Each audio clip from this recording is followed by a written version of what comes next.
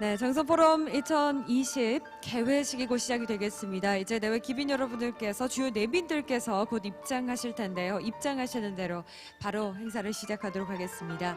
여러분의 휴대전화 상태 마지막으로 점검해 주시기 바랍니다. 진동이나 무음으로 잘 바뀌었는지 확인을 해 주십시오. 정수포럼 2020의 컨벤셔널 무대에서 진행되는 세션들은 한국어, 영어, 동시 통역이 제공이 됩니다. 통역이 필요하신 분들께서는 통역 수신기 채널을 맞춰서 사용하시면 되겠습니다. 한국어는 채널 1번, 영어는 채널 2번으로 맞춰서 사용해 주시기 바랍니다. Again, our forum will be starting momentarily. And please make sure that your cell phone is on silence mode. And also, we provide you the simultaneous interpretation service throughout all sessions.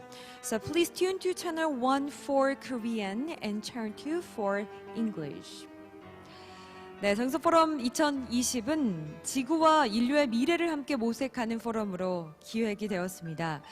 다소 어려운 주제라고 느껴질 수도 있겠지만 여러분들께 쉽게 전달을 해드리고자 저희가 세션이 종료된 직후 한 장의 요약된 그림으로 보여드릴 예정입니다. 저희가 이제 비주얼 띵킹이라는 이름을 지어봤는데요. 잠시 후에 시작될 문화 개회식에 이어서 기조연설, 초청 강연, 전체 세션에 이어서 내일 있을 토크 콘서트까지 그 세션이 끝날 때마다 비주얼 싱킹으로 여러분께 그림을 보여드릴 예정이니까요. 여러분 그것도 한번 상상해 보시면서 세션 함께 하시면 좋을 것 같습니다. 어떤 작품이 나올지 많은 기대를 부탁드리겠습니다. 자, 이제 곧 개회식이 시작이 되겠습니다. 아직 서 계시는 분들 자리를 찾아서 편안하게 착석을 해 주시면 감사하겠습니다. 네, 코로나 방역 지침 철저하게 잘 따라주시고 여러분의 협조를 부탁드리겠습니다. 고맙습니다.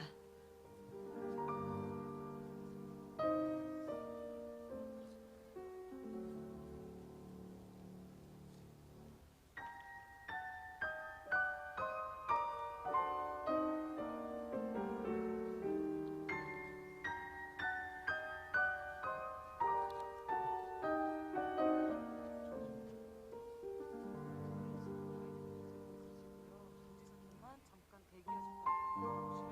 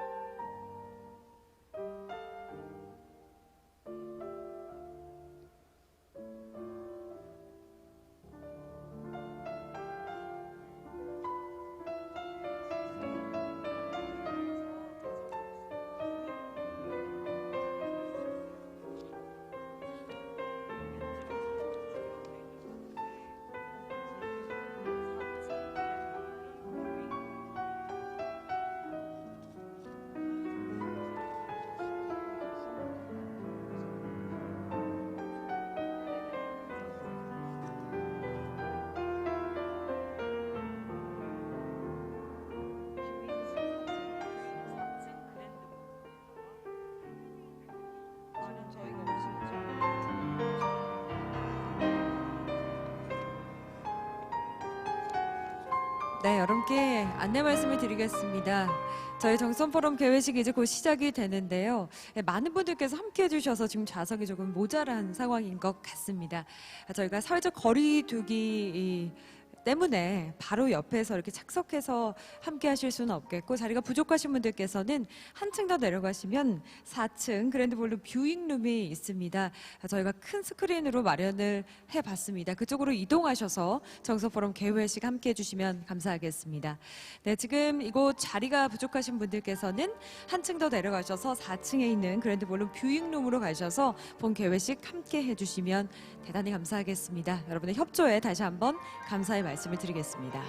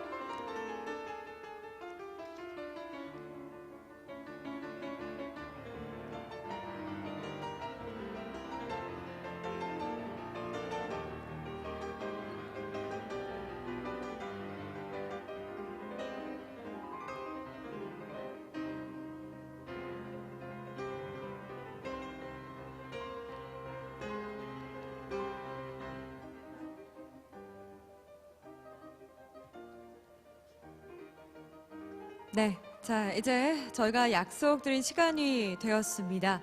정선 포럼 2020 이제 그 개회식을 바로 시작하도록 하겠습니다.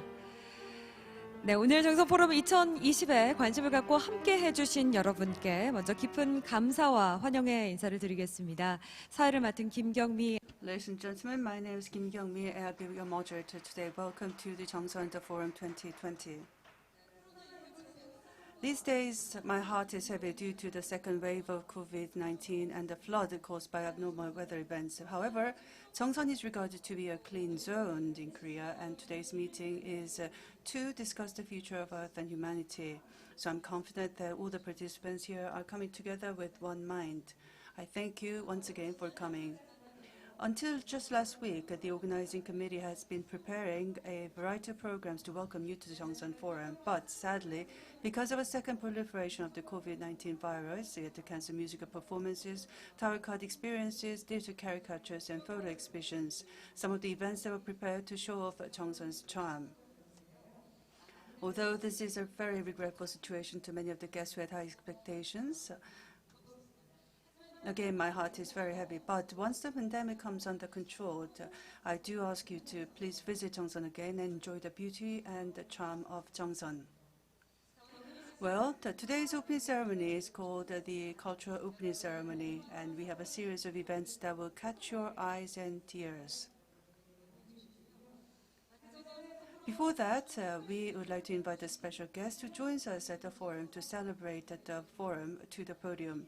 Please welcome Honorable Kim Sang-hee, Deputy Speaker of the National Assembly, to deliver special remarks. Please welcome the Deputy Speaker with a big round of applause.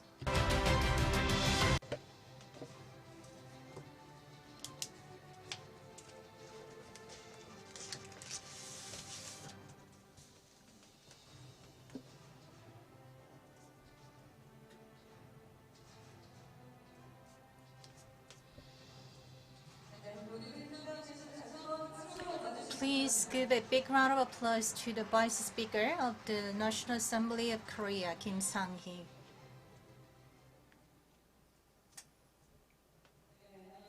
Good afternoon, ladies and gentlemen. great pleasure for me to be with you today. I am Kim Sang-hee, Vice Speaker of the National Assembly of Korea. I'd like to extend my sincere congratulations on the opening of JeongSeon Forum 2020, but at the same time, I feel so burdened to say that actually the JeongSeon Forum 2020 was organized and prepared by Gangwon province people with a lot of efforts, and it would have been great if a large audience could come and visit and join the JeongSeon Forum 2020.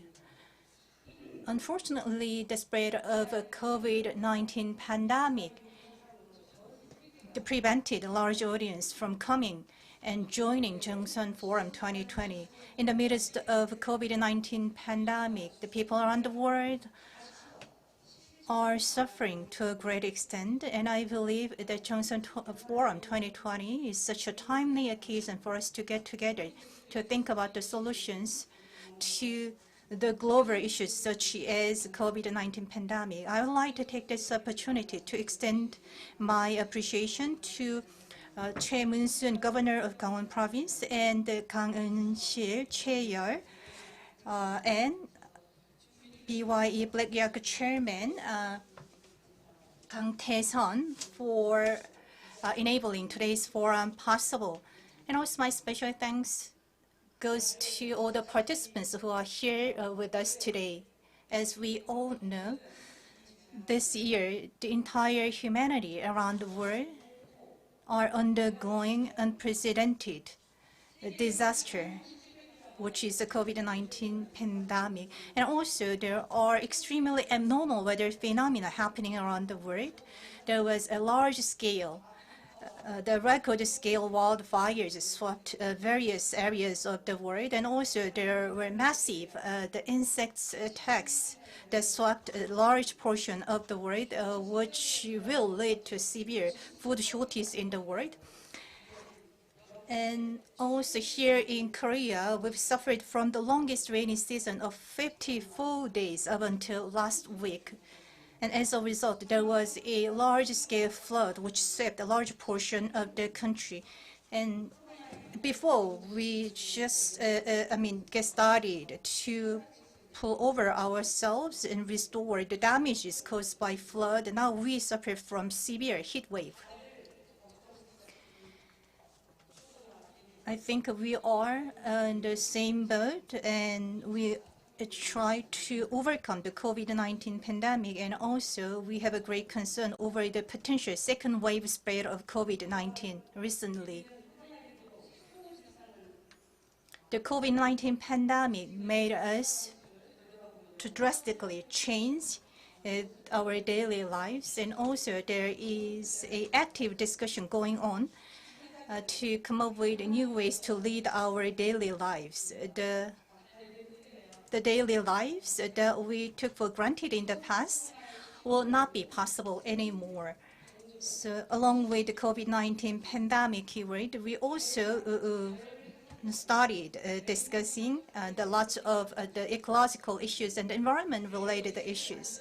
We cannot seek economic development blindly without considering the safety and health of our neighbors and other living organisms.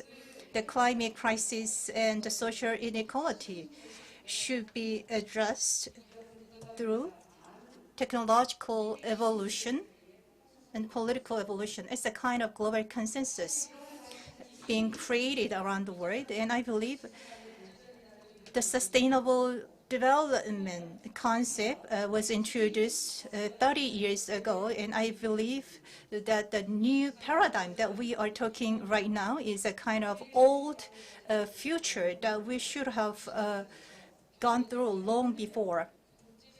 And I believe that the international community also should do its utmost to pursue this common goal of the environment protection.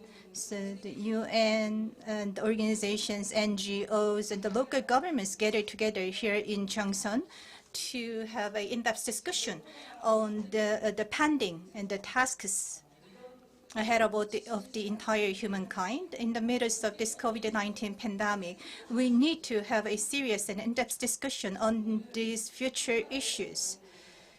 Despite all the difficulties, Gangwon Province successfully host today's forum.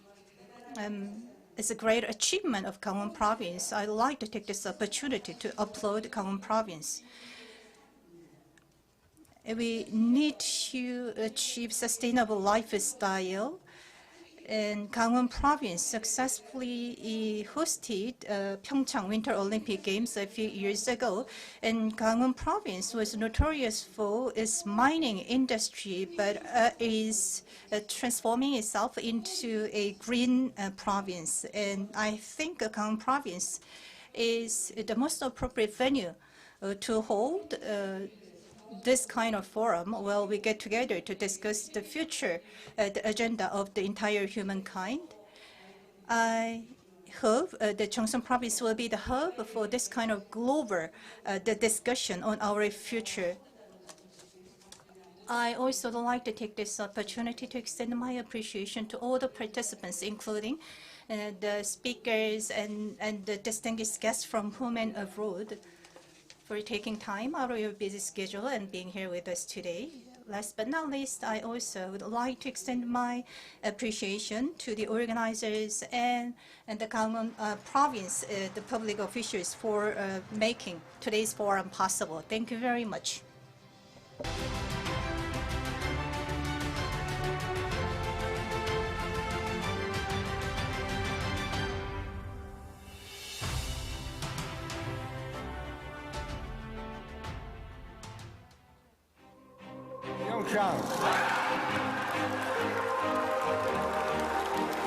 I invite you all to PyeongChang Winter Olympic Games and PyeongChang Forum together.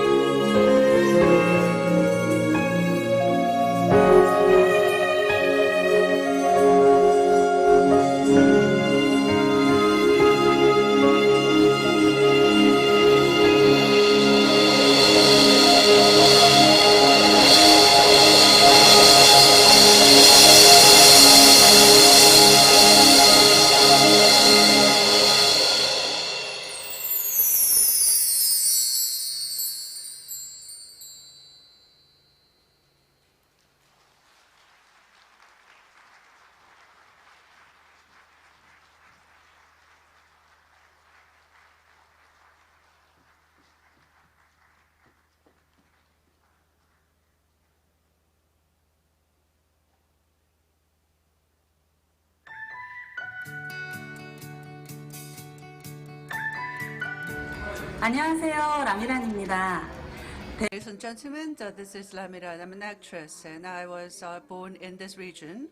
And I'm very proud to say that this is the place where the Olympics have been hosted. It gives me a great delight to see that the JeongSeon Forum is being held to commemorate the Olympics and to celebrate the JeongSeon. Many people are going through difficulties because of the COVID-19 crisis. I sincerely hope that you'll be able to embrace a better future with your strengthened interest and practices in the JeongSeon. 열정의 한마음. And I am very delighted to be a part of this. I'd like to ask you to join hands together. The globe and the new generation and the new world is going to be created by us. So it should be us who should be taking actions on our own. This is for humanity, for the earth.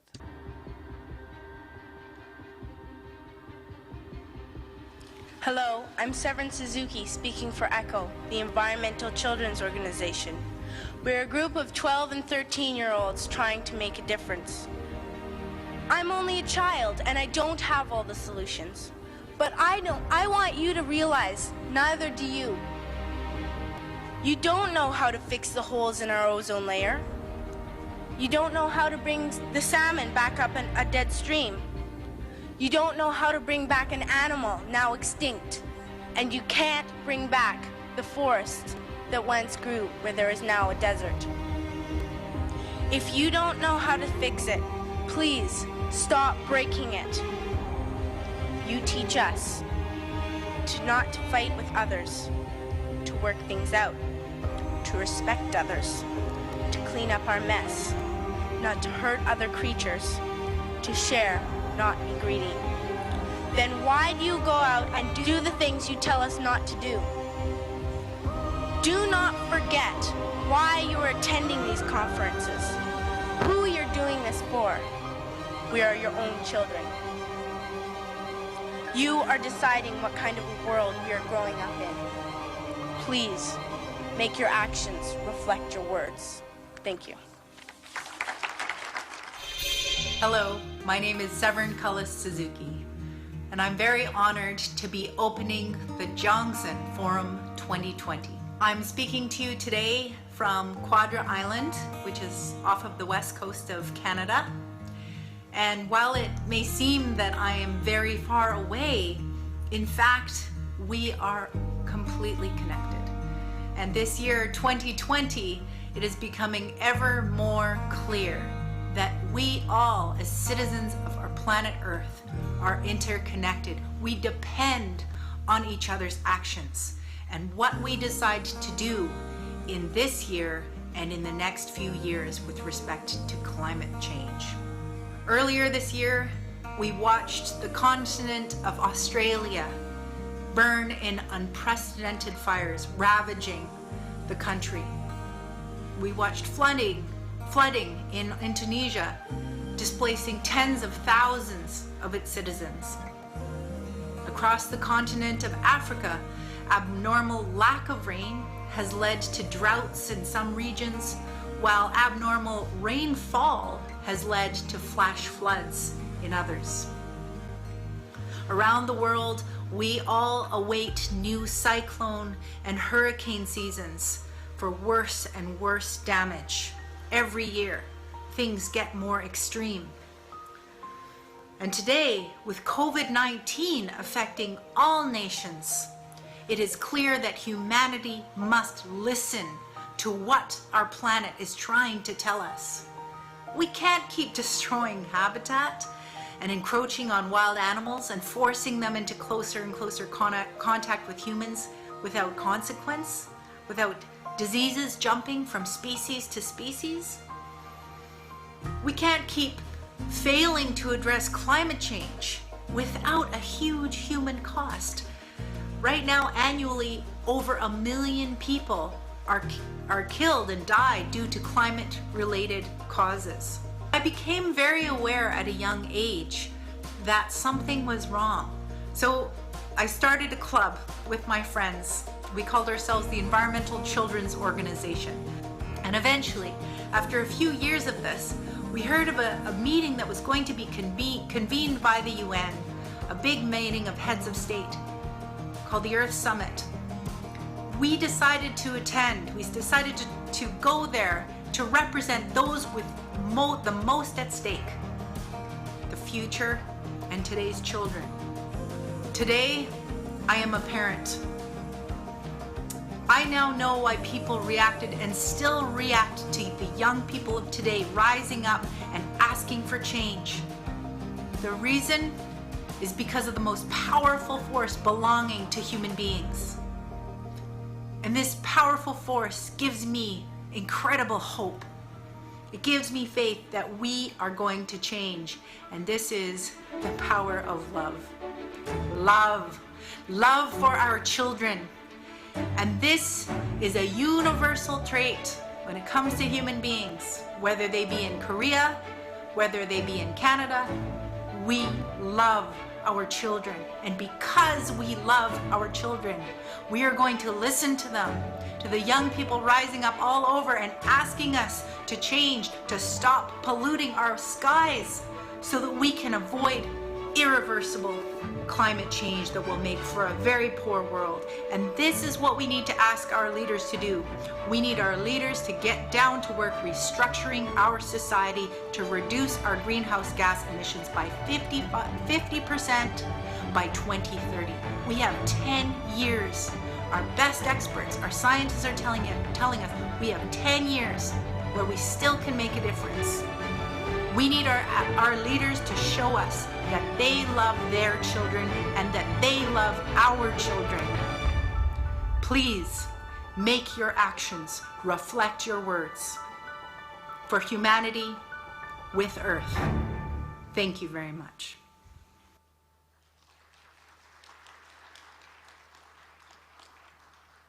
지구와 함께 상생하기 위한 인류의 길.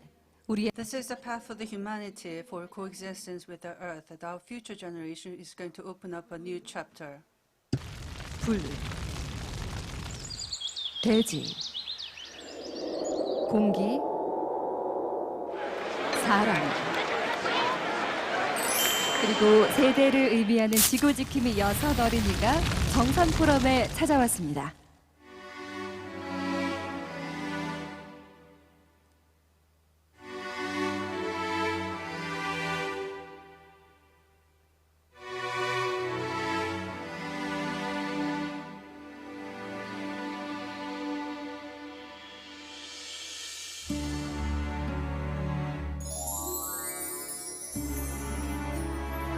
노래 부르기를 좋아하는 지민이,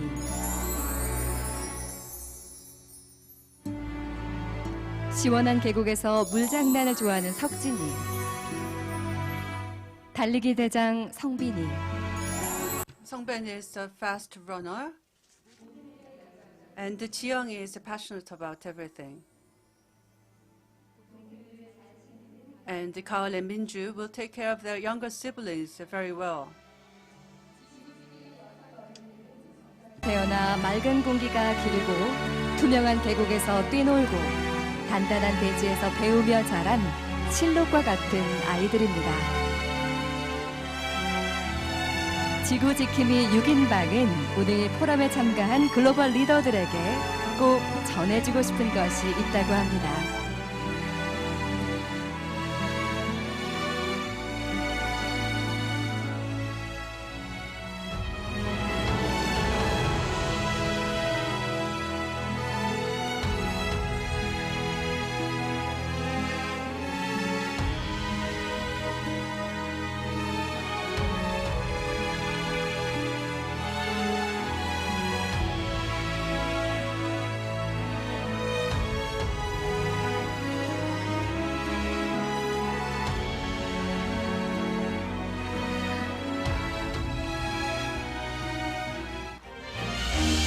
지구 지킴이와 글로벌 리더들이 함께 둥근 인간띠를 완성했습니다.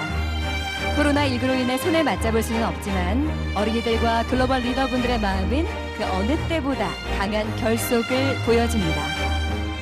오늘 행사에 함께하고 계신 많은 분들께도 미래 세대를 향한 결속과 약속, 그리고 그 약속을 지켜나가는 모습을 기대해 보겠습니다.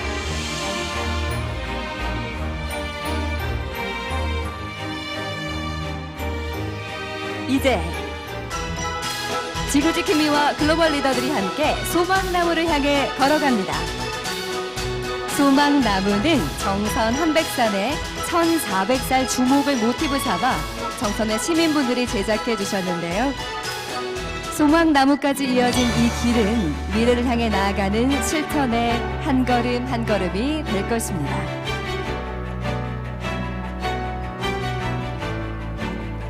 자, 이제 우리 어린이들의 소망이 담긴 등불이 소망나무에 매달리고 있습니다.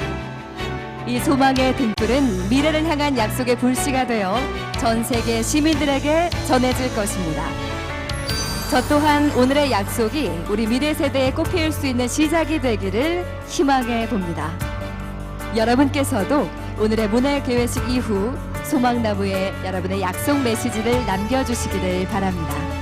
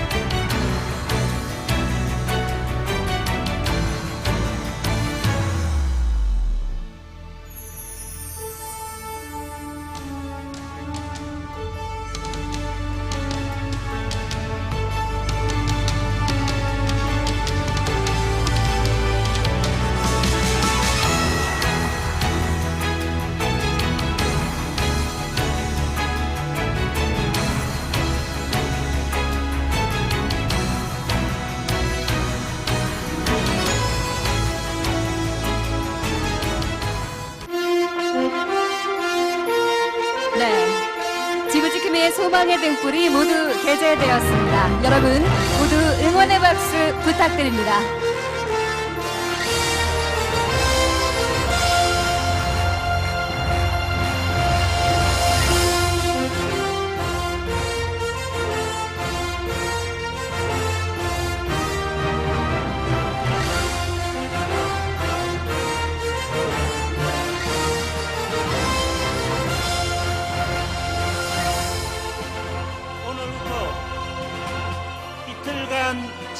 Ladies and gentlemen, from 2 days, we are going to be holding the JeongSeon Forum. I hope that this is going to be the Davos Forum for the JeongSeon, and that this will become a global environmental forum in the future. Let us develop JeongSeon Forum into a global environmental forum. Ladies and gentlemen, the children, as well as the adult participants. The other participants are joining here with their children. I sincerely hope that the future generation will join us in our efforts. Thank you very much. 코로나의 어려움을 뚫고 Let us overcome the difficulties of the corona pandemic. I'd like to thank you all for joining us despite all the difficulties. Welcome you to the JeongSeon Forum.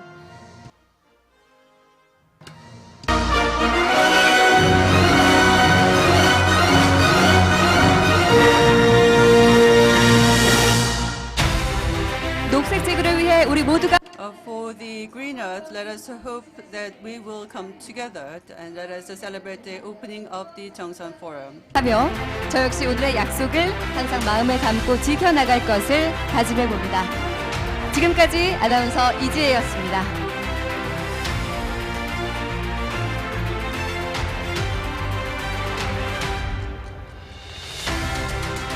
네, 정말 문화 개회식이라는 이름에 걸 Was the stage that impressed all of us? It befits the name of the culture, the opening ceremony.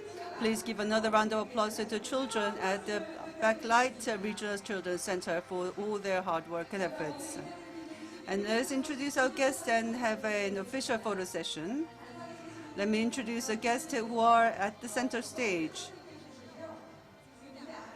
And there are also guests to be introduced from the floor. We'd like to now ask you all to join us at the center stage for the official photo session.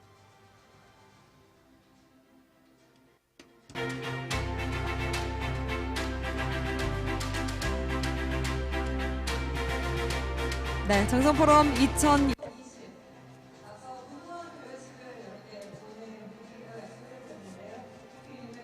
The opening ceremony of JeongSeon Forum 2020 was a cultural opening ceremony, and actually the ceremony itself lived up to its title of cultural opening ceremony.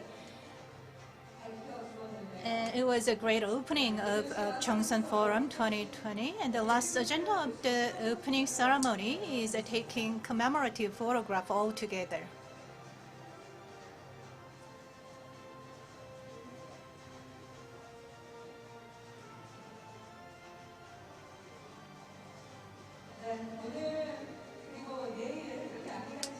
JeongSeon Forum 2020 will be hosted today and tomorrow, and it will be actively participated by the citizens and the local governments and the participants from around the world to have an in-depth discussion on the future tasks ahead of the entire humankind.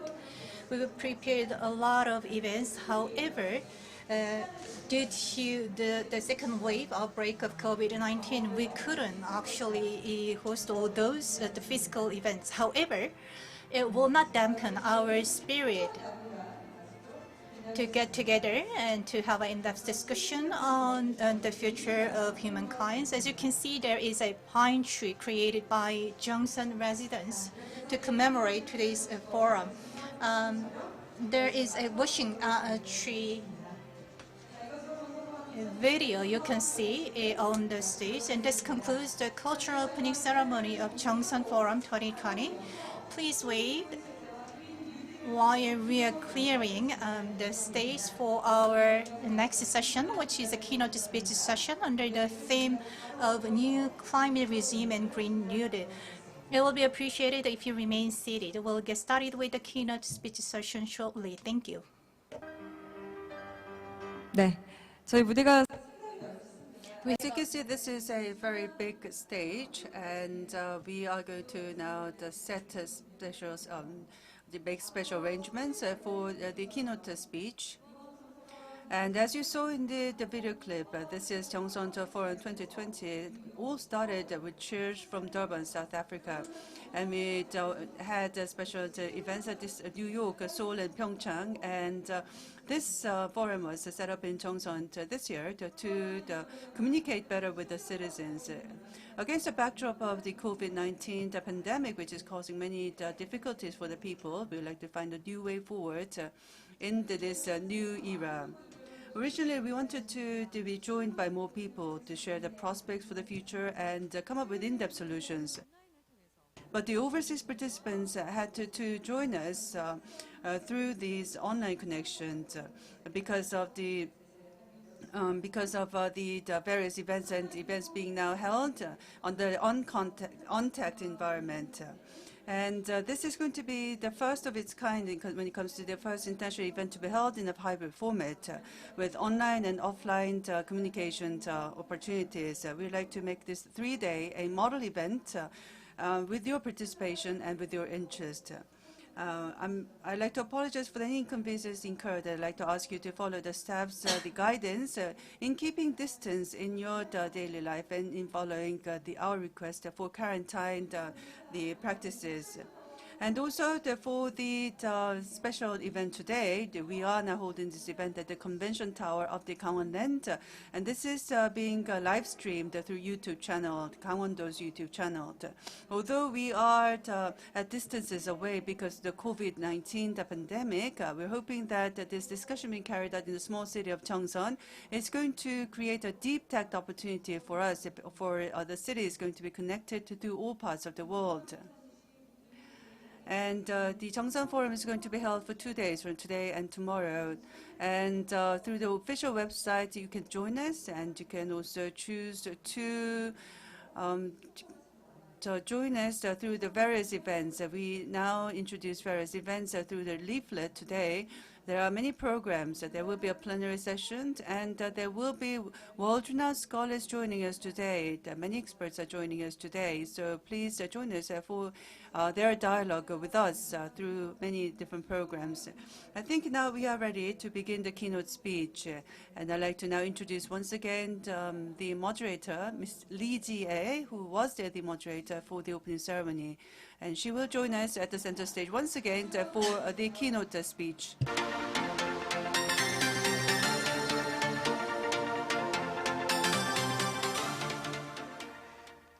네, 안녕하십니까. Good afternoon, ladies and gentlemen. I am Lee Ji-ae. I'll be moderating the keynote speech session of JeongSeon Forum 2020. I said good afternoon with a smiley face, but I know that lots of people feel burdened in time of COVID-19, trying to keep a relevant distance from others. The opening ceremony of JeongSeon Forum 2020 was a cultural opening ceremony, and the children's dance and their performance actually graced the opening ceremony. And that opening ceremony actually made me think about what kind of efforts we should make for the sake of our future generation. I'm sure that you have great expectation on our upcoming programs as much as you enjoy the opening ceremony. Now I'd like to open the keynote speech session of JeongSeon Forum 2020 under the theme of New Climate Regime and Green New Deal. The global warming is not a new concept. It has been talked about since I was a small kid. But now the global warming is around us, and extremely abnormal weather phenomena are happening around the world. And here in Korea, we suffered from the longest rainy season of 54 days. And in this context, the theme of this keynote speech session is timelier than ever. And I'd like to take this opportunity to extend my sincere condolences to those who suffered from flood caused by severe rainfall. And now let me get started with the keynote speech session. The keynote speech session is going to be hosted under the theme of New Climate Regime and Green New Deal. We have two speakers, An Byung-ok, the Executive Director of Steering Committee of National Council on Climate and Air Quality of Korea, and also is the professor of Hosa University. And also we have another speaker who is Kim Sang-hyuk, the chairman of the Coalition for Our Common Future. Please welcome Executive Director An Byung-ok and Chairperson Kim Sang-hyuk.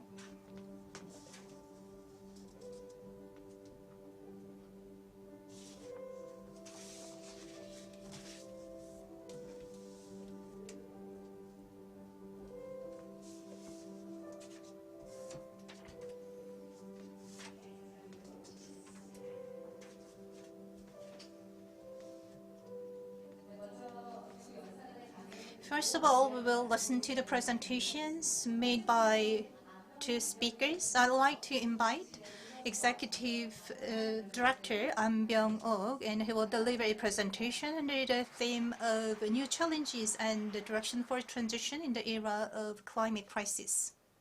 Please welcome him. Good afternoon, ladies and gentlemen. It's a great honor for me to be with you in this great occasion. And also I'd like to welcome you all to the first session of the forum.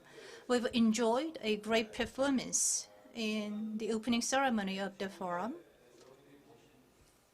And the beginning of the performance was the image of the planet Earth. And also the image of the planet Earth kept emerging all through the opening ceremony performance. And I believe that the image was embodied because it has such a great symbolic meaning. And I'm pretty sure that was the intention of the organizers of that opening ceremony and that performance. And my first slide is also the image of the planet Earth. I believe that the Earth is a ship which is navigating a vast sea of universe. In the face of climate change, we all are like passengers on the Titanic cruiser liner, and the science tells us that there is a giant iceberg right ahead of us.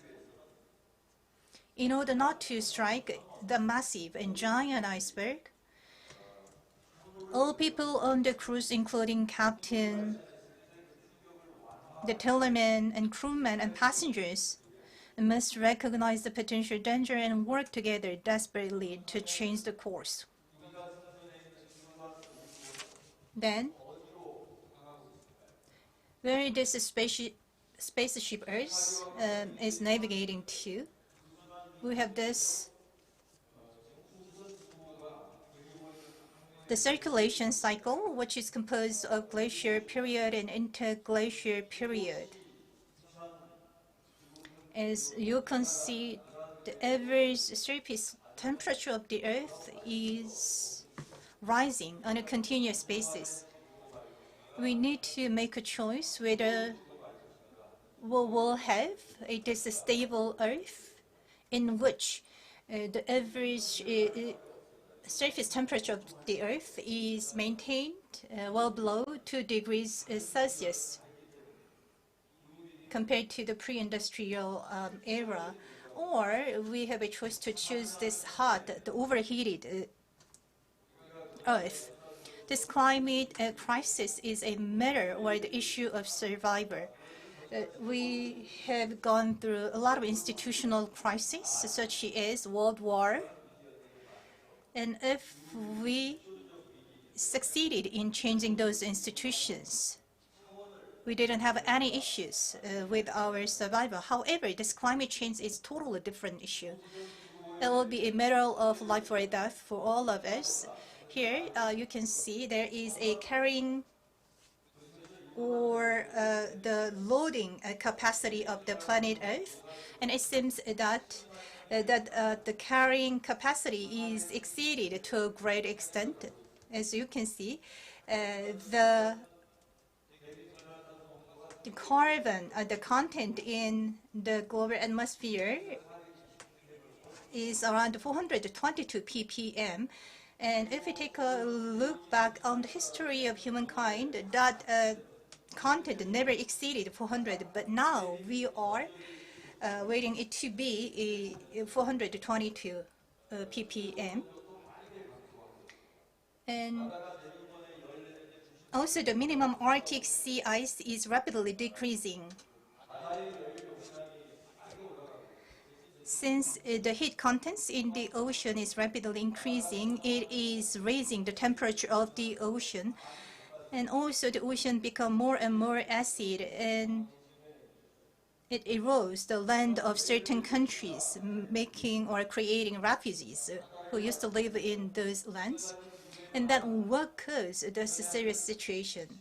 Shortly speaking, the man-made impact on the planet Earth is way exceeding the loading capacity of the Earth. This is the equation of man-made impact on the Earth. There are 3 variables: the population, affluence, and technology. When those 3 variables are multiplied, then we can come up with the result of man-made impact on the Earth. And those 3 variables, population, affluence, and the technology, have exponentially increased after industrialization. Let me take an example of population first. We had around 100 million people living on the Earth before Christ. Around 2000, we have 6.1 billion people living on the Earth. And currently, we have 7.8 billion. And 2020, it will increase to 9.7. And in about a few years, it will increase to even 10 billion or 20 billion. And also, when it comes to the second variable, which is the affluence, the GDP that humankind created for 100 years of the 20th century is way bigger than the GDP humankind created for the past 2,000 years.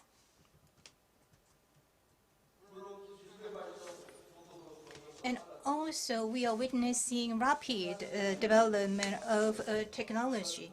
The production technology has also swiftly developed, but what draws our attention is the production technology, particularly the exponential development of production technology of consumer goods.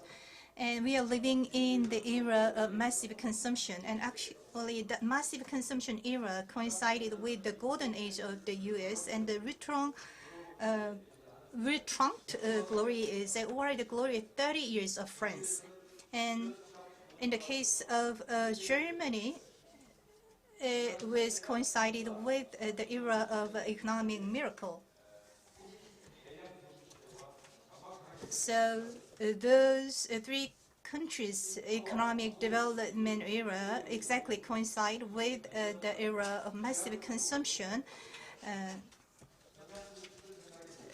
that we experienced back in 1950s. And as a result, the man-made impact on the Earth has exponentially increased. Actually, it has increased double exponentially. Then what kind of actions can it take? We cannot artificially control the population.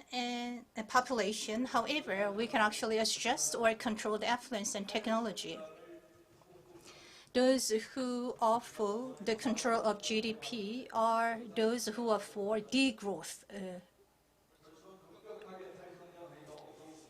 However, the degrowth cannot happen overnight. So it means that we need to actually fasten the path for the degrowth-oriented society. So it doesn't mean that we need to give up the technological evolution. Rather, we can further develop renewable energy technology, and also we can develop carbon capture technology as well. So by developing future innovative technology, we can overcome this climate crisis. Now let me talk about the COVID-19 pandemic situation that we are going through right now.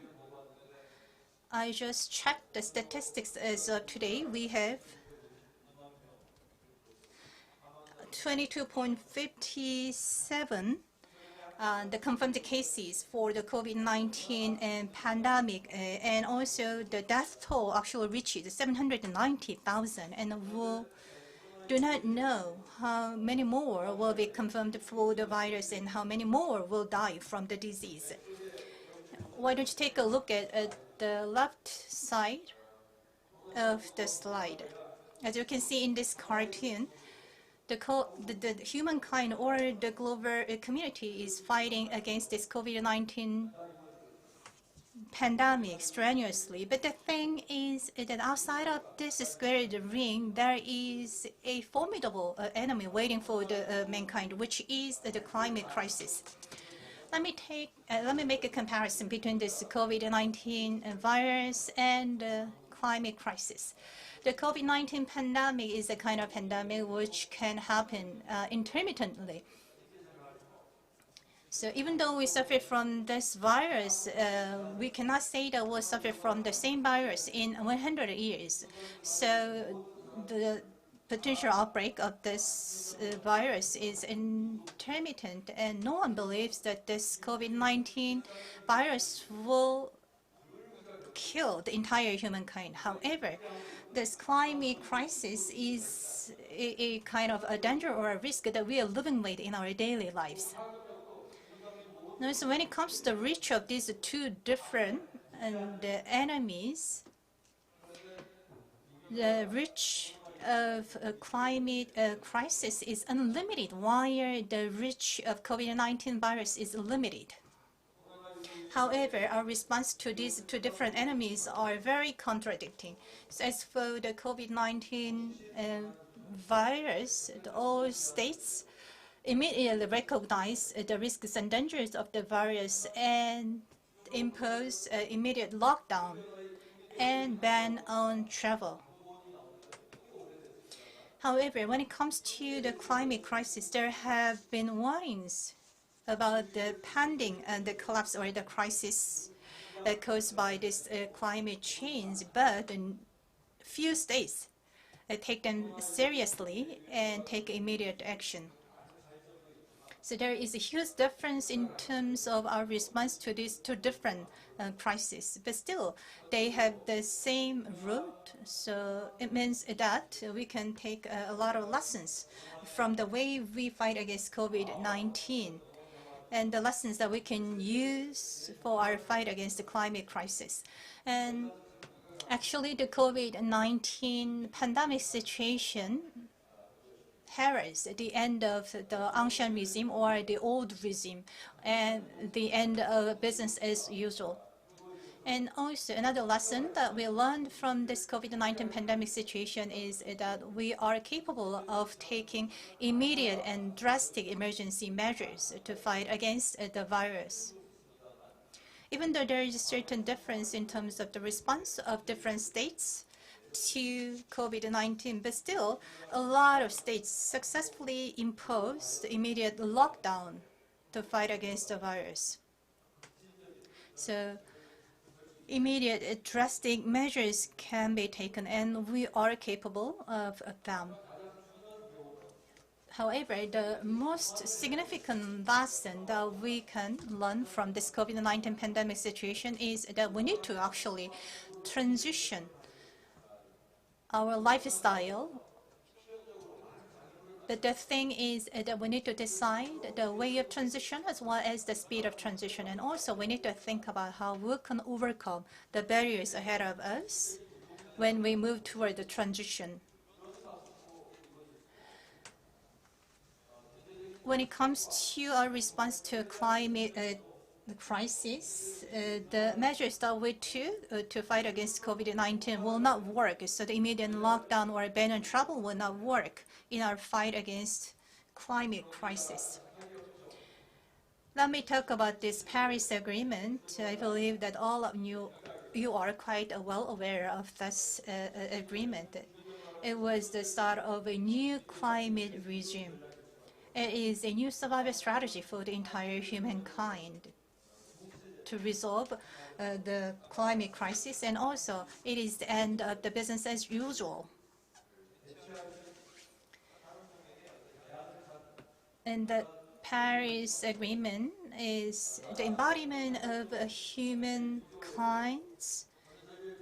efforts to identify alternative way of business and alternative way of our lives to address this climate crisis situation.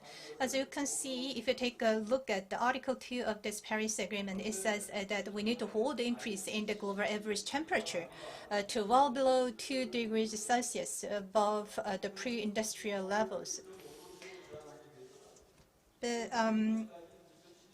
However, if you take a look at this special report announced by IPCC back in 2018, we need to actually cut down 45% of CO2 emission by 2030 to hold the global average temperature to well below 1.5 degrees Celsius above pre-industrial levels. And also, we need to achieve net zero emission target by 2050. And this net zero emission means that the CO2 emission will be completely offset by CO2 absorption of the Earth. So if you make a comparison between our goal of 2 degrees Celsius and 1.5 degrees Celsius, we actually realized that we need to take the target of 1.5 degrees Celsius target, and 2.0 degrees Celsius target is too naive in consideration of biodiversity and imminent danger faced by a certain portion of the world. In this context, the Green New Deal policy announced by presidential candidate of the U.S. Joe Biden is quite timely, and also other countries came up with similar initiatives. And the Green New Deal policy or the strategy of the presidential candidate of the U.S. Joe Biden says that the U.S. needs to come up with an implementation strategy to make the country, enable the country to make a transition to decarbon society. So when it comes to the Korean version Green New Deal, we need to come up with a clear target for decarbonization of the society or the nation, and that's a task ahead of us as a Korean. And next question that I want to impose is that whether the Green New Deal can be a solution to climate crisis. And in order to answer this question properly, we need to ask some other questions. First of all, we need to think about what are the similarities and what are the differences between Green New Deal, the policies, and the decarbonization policies. Let me quote Professor Dan O'Neill of Leeds University of the UK. He actually came up with this paper, and he published this paper in a very prestigious journal. He says that the Green New Deal is similar with green growth strategy in terms of its goal to boost economic growth by boosting the consumption. However, the Green New Deal strategy is quite different from the state growth strategy because it is against the reduction of exports and consumption as well as introduction of wealth tax. The energy efficiency improvement, renewable energy expansion is a common feature mentioned by Green New Deal policies and the degrowth or decarbonization policies. And the Green New Deal policies will be pursued centering around the industries focusing on green growth. But the fundamental question lies here is whether it is possible for us to achieve greening of economic growth. If we take a look back on our past economic development history, actually economic development accompanied environmental pollution and destruction. So the fundamental question lies here is whether we will be able to achieve the greening of the economic growth. There is a pro-environment network in Europe, and that network came up with this report saying that the degrowth strategy or the policies announced by certain states are not quite realistic. This is bad news for us. Up until now, we had this vague belief that the technological evolution can actually solve the issue of a climate crisis. But according to the report of this network, we need to do more than the technological development to address the climate crisis situation. So we need to actually transition our economy into a carbon neutrality economy.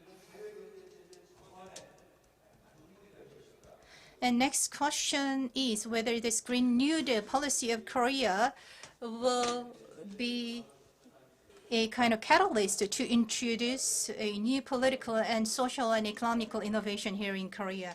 I just came up with a few ideas in this context.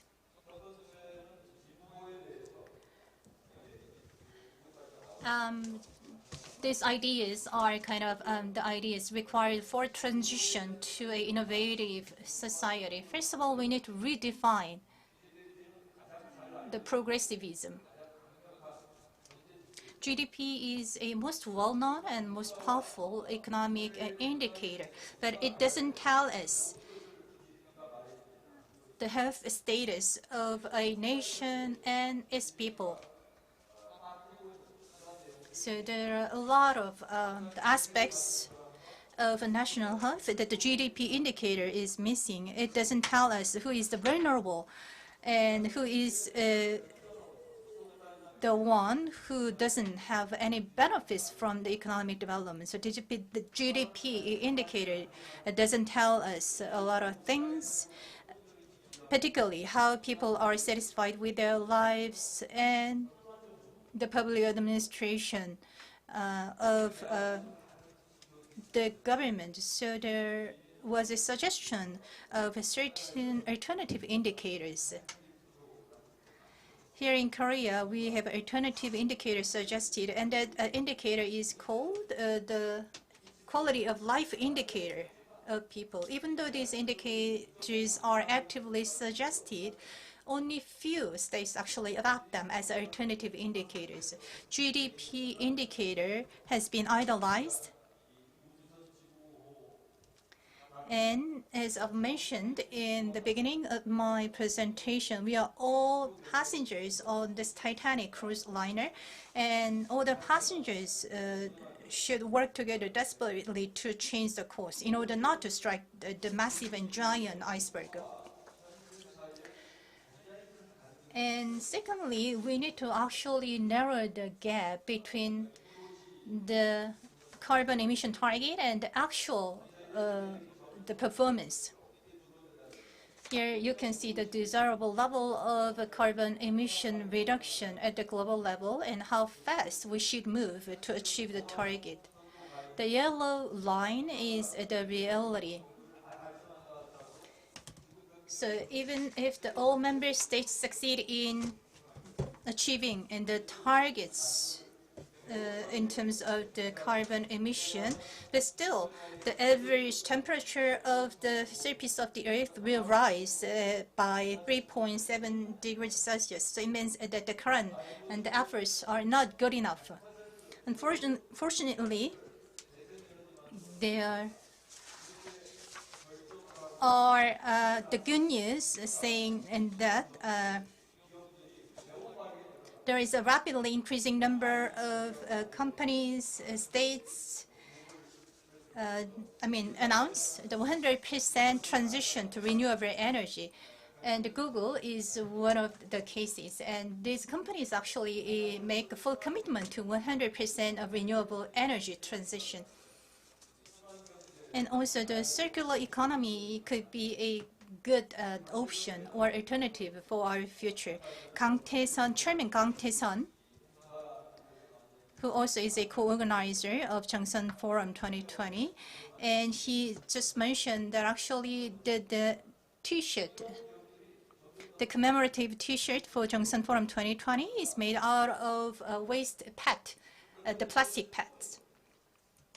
So these movements are quite encouraging, but what matters here is the speed. So we need to have more companies and states participate in this initiative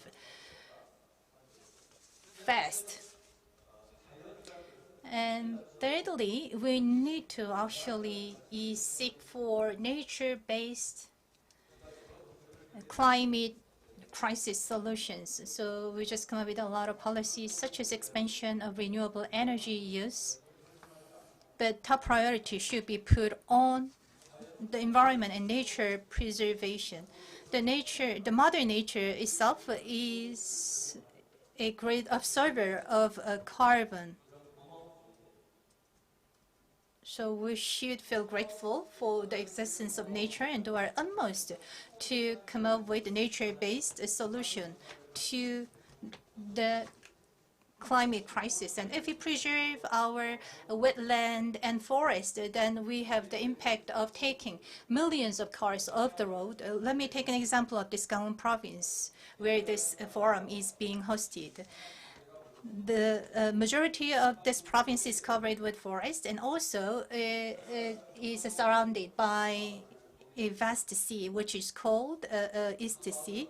And also on my way here, I encountered with a lot of small villages, or 10 villages. But other than those 10 small villages, everywhere I can see trees and forest. So we are moving toward the carbon neutrality society and state, and also we discussed a lot of ways to achieve that goal. But if you take a look at this Gangwon province case, actually the province is almost achieving the goal of carbon neutrality because it absorbs more carbon than its emission of carbon. So from the perspective of the small village here in Gangwon province, this carbon neutrality is already achieved. The fourth idea that I want to introduce to you is that all this climate crisis-related solutions should be pursued at the local level. These local communities are the places where people live, work together. So the locality shouldn't be treated as a kind of passive tool. And top-down policy implementation from the central government to the local government will not work in terms of this climate crisis solution. We have 7 local governments participating in this initiative to create a network for the solidarity to fight against climate crisis.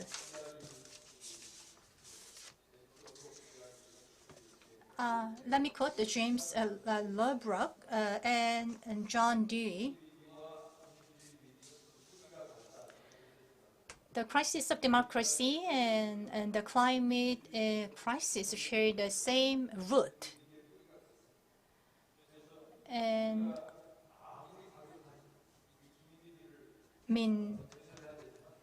we are ahead of this imminent and urgent task of a climate crisis. However, we cannot compromise democracy, principles of democracy, to fight against this climate crisis. And next, I would like to emphasize the importance of education in terms of our fight against the climate crisis. In Italy, this climate crisis is a mandatory education course that should be taught in schools. And here in Korea, the Education Office of Seoul Metropolitan City announced the ecological transition program, and also it announced that it will make this ecological transition course as a mandatory course for schools in Seoul. Last but not least, I'd like to talk about technology. The technological evolution will be helpful to fight against climate crisis. However, it doesn't guarantee our escape from the climate crisis. Up until now, there has been technological optimism or technology-based optimism, and many people believe that the technological evolution and innovation will save us from the climate crisis. So back in 1990s and early 2000s, some people predicted that the innovative technology will actually decrease the carbon emission and will save the entire humankind from this climate crisis. So this technological optimism actually delayed or prevented the entire humankind from taking immediate actions to fight against the climate crisis. I'm not underestimating the importance of technological innovation. However, it will be unwise if we lay our hope on new technologies only. So without political, social, and cultural innovation, the spaceship Earth cannot be rescued properly. Thank you very much. 실존의 위기이다. Yes, this is a crisis of the existential problem. It was a very provocative speech, and we understand that many people are going through so much difficulties, but there are lessons to be drawn from this painful experience, and we need to make a transition to overcome the climate crisis. It gives us 7 different directions to follow. And just to give you some housekeeping announcements, we'd like to say that we have to keep to the time schedule, and therefore we have to ask him to come to a close very rapidly. So I'd like to ask you to use the Q&A session for further communication with the Executive Director. Now we invite the Chairman Kim Sang-yeol of the Coalition for a Common Future to the podium, and he's going to talk about a new climate system and the conditions for success in the Green New Deal.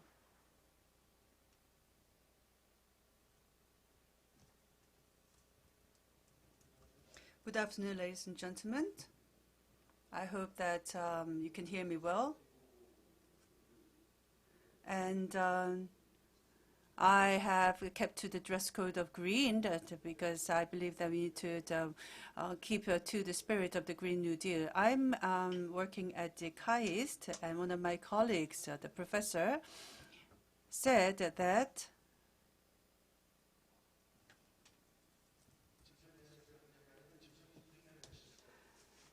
it did not begin in 2000. It began in 2020. This is a beautiful the nature, and we're all wearing masks to cover our mouth, and we are trying to cope with the the COVID-19 pandemic, and this is the reality, the stark reality that we're faced with right now. And against this backdrop, the Executive Director, An, has rightfully mentioned of it, but we are faced with a crisis that will determine our existential issue, and this is the climate change issue. We need to respond to the climate change issue. So we need to take a more wholesome picture, and we need to face the stark realities of the 21st century.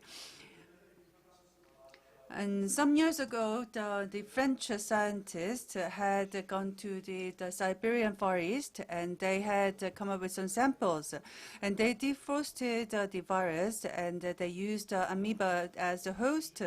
And they come up with a giant virus, which is about tens of times larger than the existing virus. And it was not as threatful to the human beings, but you could say that the coronavirus is also about 10 times larger than the conventional virus, the size of the conventional virus. And the French scientists were able to find out that the virus had been kept under the frosted lands of the Siberian forest. And you can see that there is going to be a melting of the frosted land, and we are going to see the virus wake up from places around the world because of defrosting. What will happen in the future because of that? We do not know of the nature of the virus that will be brought to life once again because of the melting of the ice. This is going to be a frightful scenario, and that is why the French scientist has given the name of the virus Pandora. This is like opening a box, the Pandora's box. You know what happens if such a box is opened up. The humanity has been so arrogant all this time. We were too harsh to the nature, to the environment, and we are now paying a price for that. I believe that the humanity has opened up the Pandora's box, and we need to think about what is to be done from now. I think this is going to be a good opportunity to seek the ways for the future. Now, I'd like to begin with this comment. The JeongSeon Forum deals with Earth and humanity. These are the themes that we often face, and this is a theme that's selected by the Governor Choi Moon-soon of the Gangwon province, and also the regional government of the JeongSeon.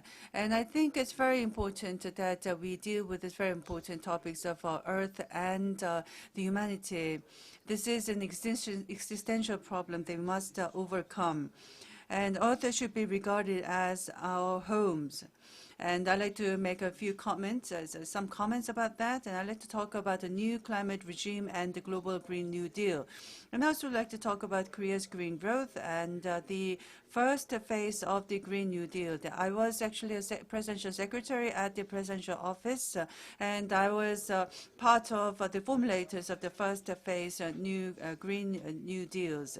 And I'd like to talk about the implications of the corona pandemic and the second, the Green New Deal, and then think about the conditions for the success of the New Deal and about the sustainable future. Now, when it comes to the common home of humanity, planet Earth as the common home of humanity, this is a global movement led by Paolo Magalhães, who is the founder and director general of the CHH. And we have an edited version of the video footage. I'd like to now show you this video clip.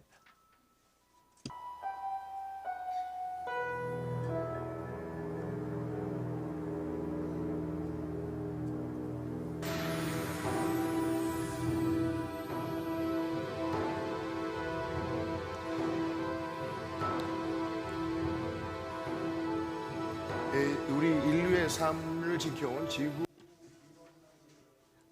This talks about the boundaries, the risk of boundaries. This is a scientific research outcome, and we are now going over the boundaries, and the Earth system may not go back to its the condition of stability. And this is the research team. A team of the global experts, and we have about 9 boundary lines, many of the lines which have been broken. It's called the planetary boundary. And I think this is in line with the theme of the JeongSeon Forum. We are going to talk about the planetary boundaries.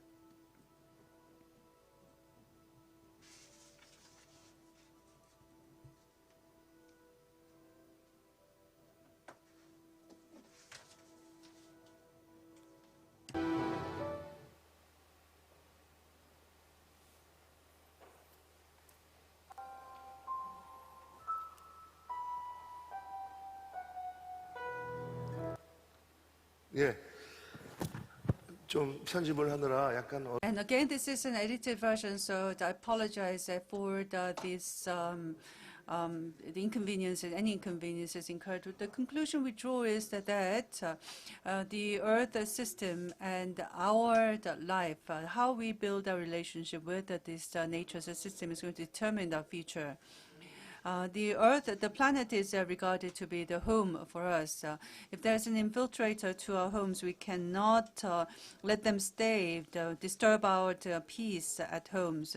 International law regards that the planet is a legal entity, and therefore any efforts to disrupt the planet should not be disregarded, according to some the international law scholars. I'd like to talk about that later in my latter part of the speech. Now, again, the Earth is in danger, but this is, in a way, a very arrogant way of saying things. What we are supposed to say is that we are at risk. It's not the Earth, because the Earth, the planet, has existed for 4.5 billion years without our existence. So we need to save Earth on our behalf.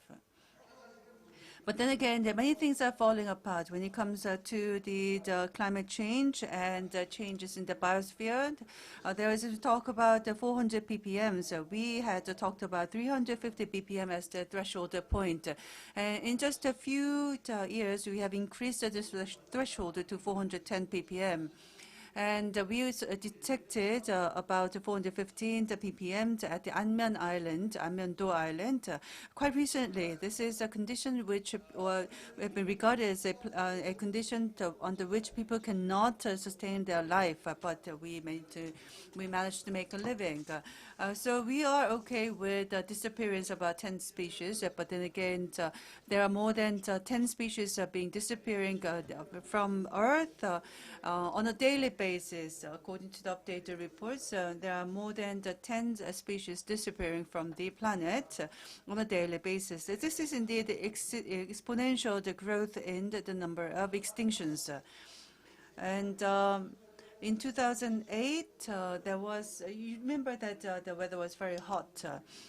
This year was also very hot, but in 2008 was very special.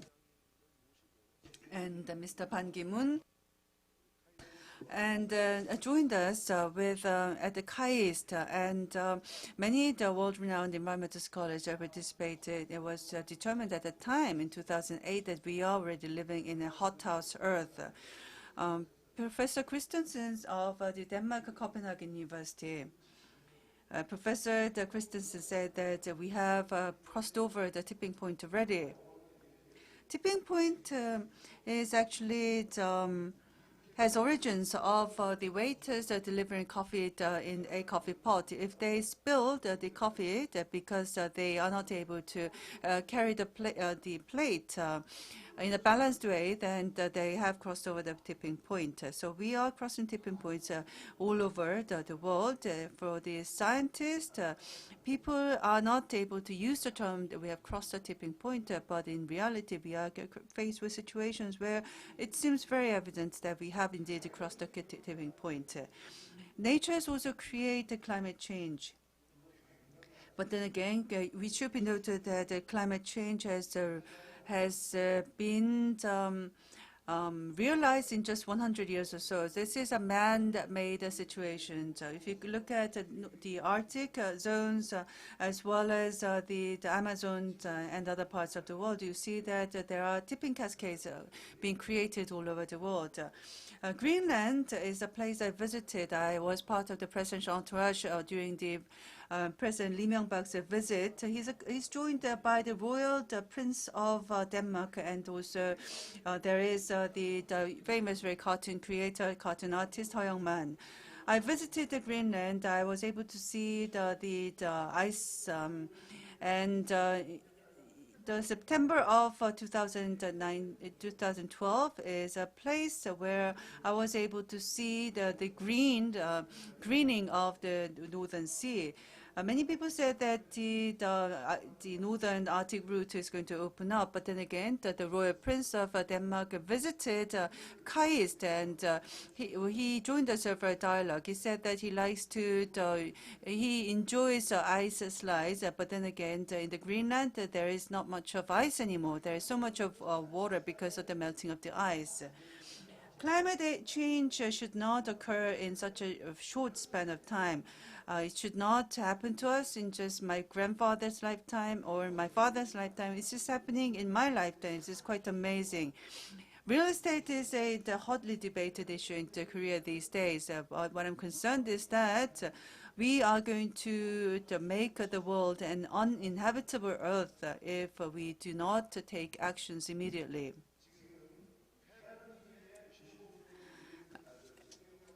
And there was the termination of many species, and many reports are indicating that there's going to be the extinction of new species. About 70% of the existing species are going to disappear if we do not take action immediately. This is an issue that is more critical to us than the real estate problem, especially if you think about our children. And I also like to say it's very regretful. If you think about the green growth, I believe that we can pursue green growth and the economic development, the technological development at the same time. But we do not have a political system that is suited to support that kind of co-development. Anthony Giddens is the author of The Third Way, and he has authored a very important book, The Politics of Climate Change. And he has said, despite all these difficulties, we are able to come to this agreement, the Paris Agreement in 2015.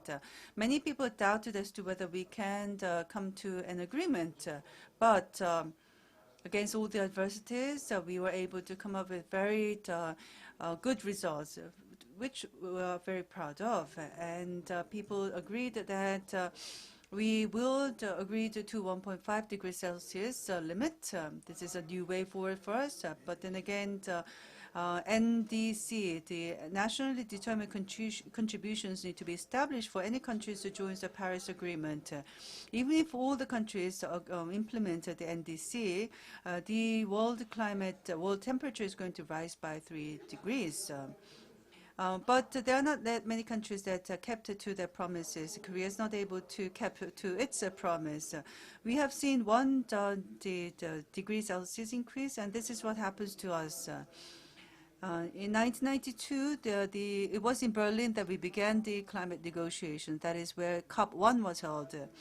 The Paris Agreement is held at the COP20 meeting, and this year we had a meeting at Glasgow, Scotland. This is a wrap-up discussion to be held for the new climate change regime. And while the Paris Agreement is quite meaningful, you look at the results. The Paris Agreement is not able to decrease the water temperature. Instead, we are looking at rapid increases in the temperature. And also, if you look at the greenhouse gases, all these numbers, they indicate to something.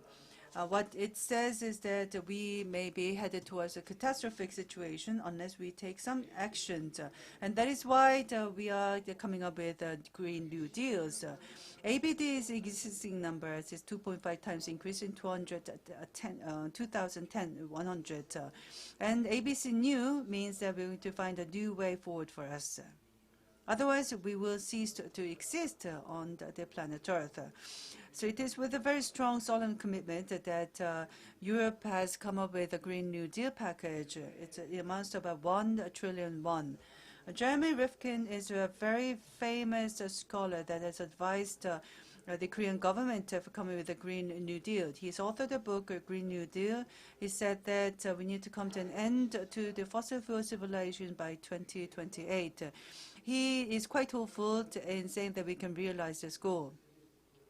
Professor Rifkin was at the Davos Forum, and I joined him at this session, and he talks about a change in the mobility and different energy consumptions, and about combining energy and the IT together. And he talks about bringing changes to the IT, the communication, the transportation, everything going through new changes under the Green New Big Bang. The Green Big Bang Committee. I am a part of the Green Big Bang Committee at the Jeju Provincial Government.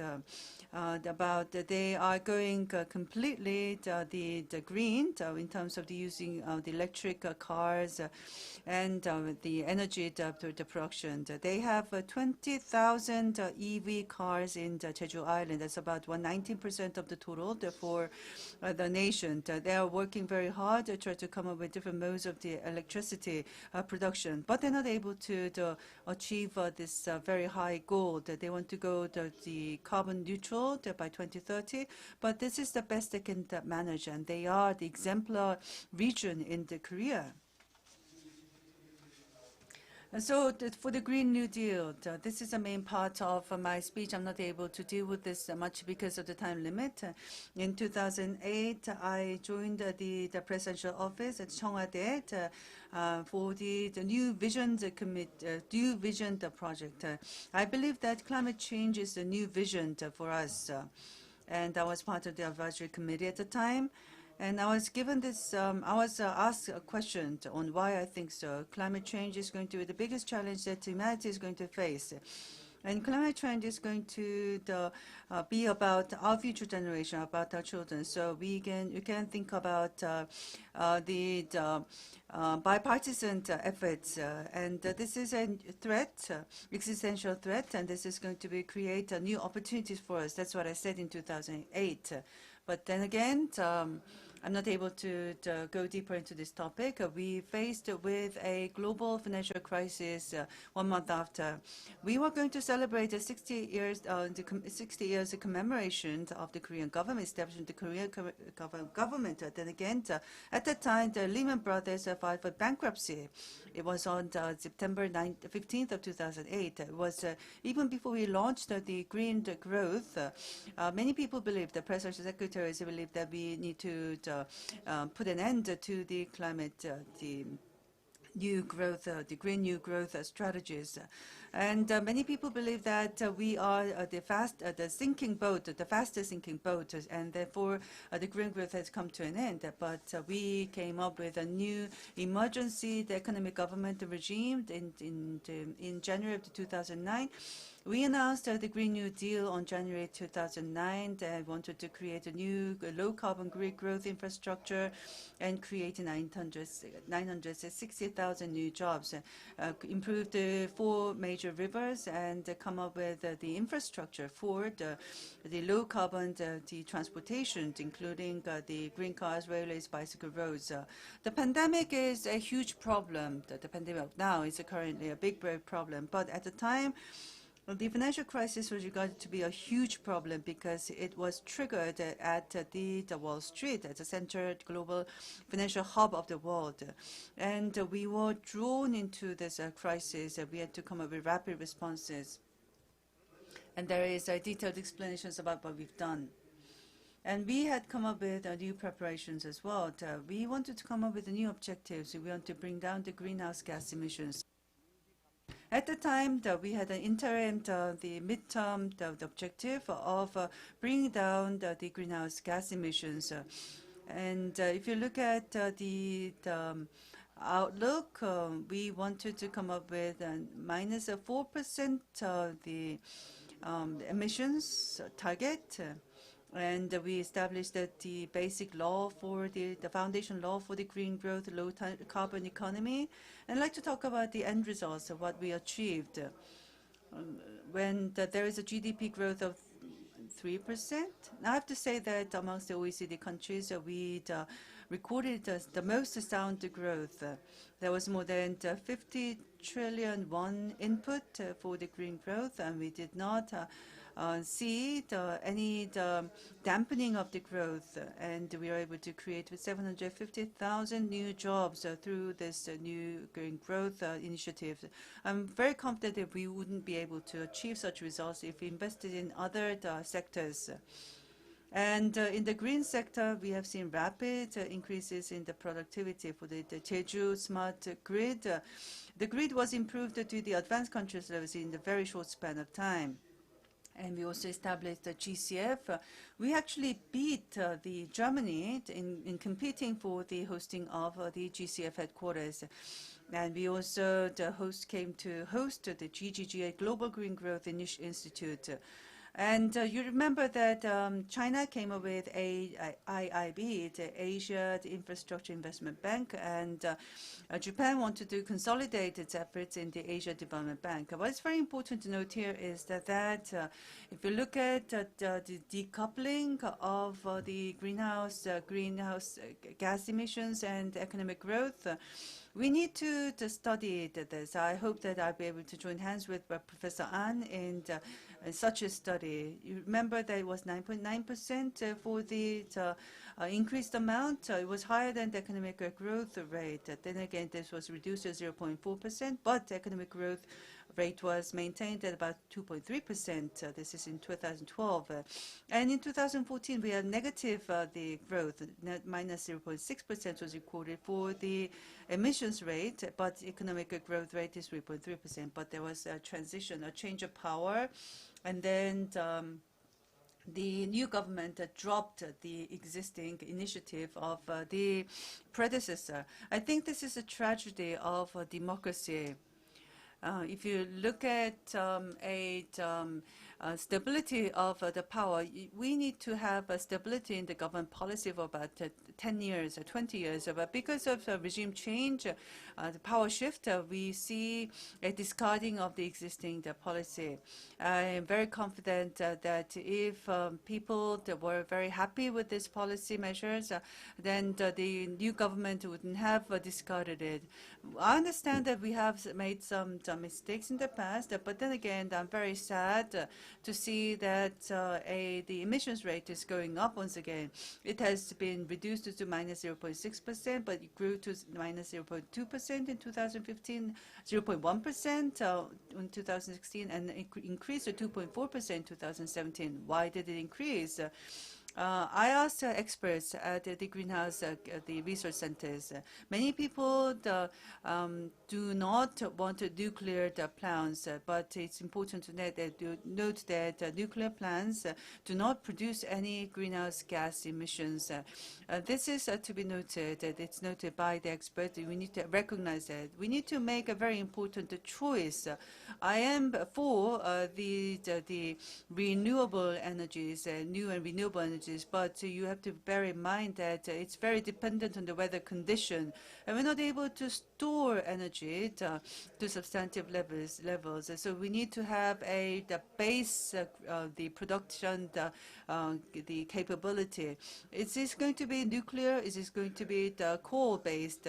We need to come to a consensus that because we need to think about the greenhouse gas emissions, that this brings us a threat. I met with Bill Gates at Seattle once, and he said that he believes in investing for the nuclear power. And I asked him why. He said, "You're an IT expert. Why do you do that?" He said that I believe climate change is the bigger problem. We are going to see a huge problem in the future, he said. Anyway, this is on the rise. I have to make note of that. I welcome President Moon's initiative. He made a speech at the P4G summit, the Copenhagen summit. He said that a good policy must be succeeded by the next president, whoever he is. P4G is partnering for green growth and green global goals. And he said that he's going to host this meeting next year in Korea. And against this backdrop, the Secretary General Guterres of the United Nations has said that Korea has taken an exemplar role in overcoming the COVID crisis. He hopes that Korea would assume that leadership role in the clean and green transition as well. He sent us a letter. And we believe that we need to go for something clean and something green. This is a transition for something green and something green. And the Green New Deal is going to be a facilitator in guiding us towards that path. And against the backdrop of the COVID-19 pandemic, the government came up with a second Green New Deal. Some may not agree with me that this is not a second Green New Deal. I like to say that in 2008, we faced a global crisis, and in 2020, we faced a corona pandemic crisis. We can afford to make the right investment at this time. And Mr. An rightfully mentioned of it, but the Green New Deal aspires to realize a carbon neutral state. One can always say that you aspire to realize that. You must have how. And I am hoping that they will come up with a target by the year end. I am looking forward to see their target to include the greenhouse gas emissions. I hope to see more active target established by the government. And when it comes to Green New Deal, at the opening ceremony, we were joined by children, and they are the future generation. Who is going to be the main players in the Green New Deal? Is it going to be the government? It's not the adult generation. It's going to be the young generation. They will be the main players because they would face catastrophic disasters in the future if you don't take action right now. And therefore, the main player of the Green New Deal is going to be the future generation, the younger generation. I believe that they should be the main role, they play the main role, and Green New Deal is going to be for the next generation. It's not for next election. Why do we do that? Because we need to have a target.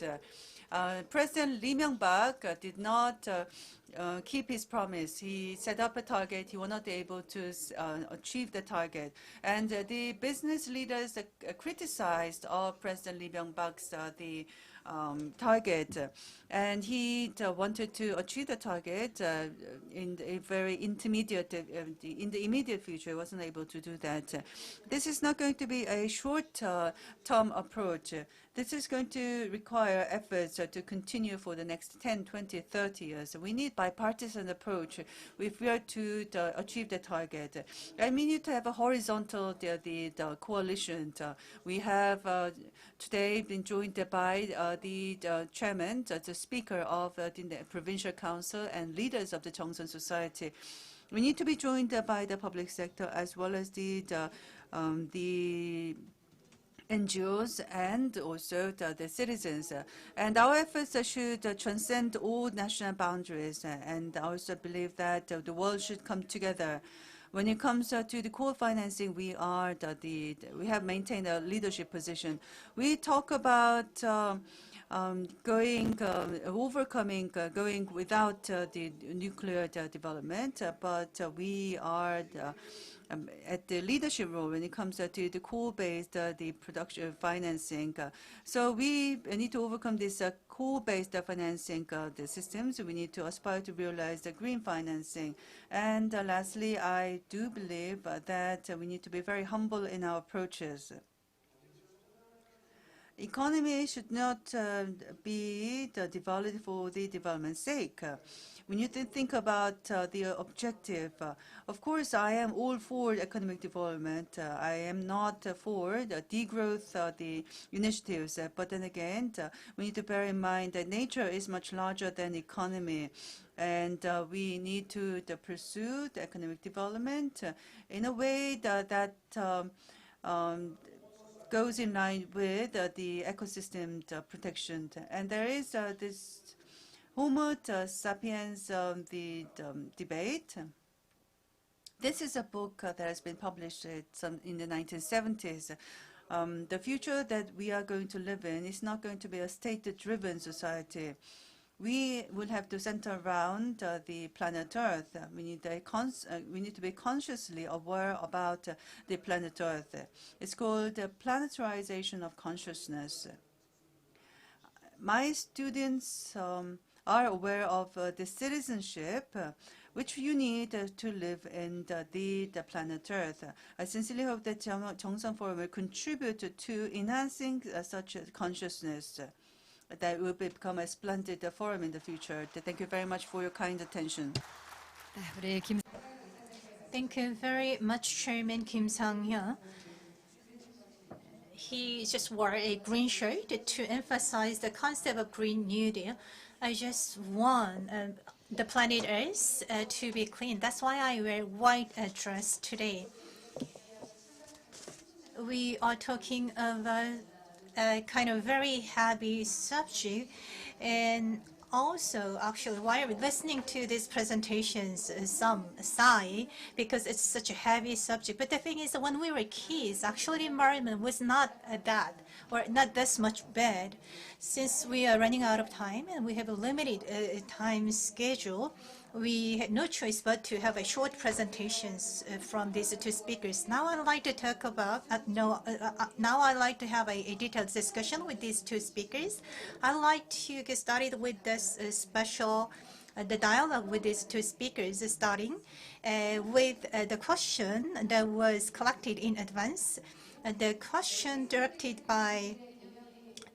provided by senior researcher of CRIS, Baek Sung-woo, and this question is directed to An Byung-woo, the executive director. So could you please explain what this Korean version of Green New Deal means? Because it's a kind of difficult concept to understand for the people of Korea. And please tell us what it means in terms of climate change and sustainable growth.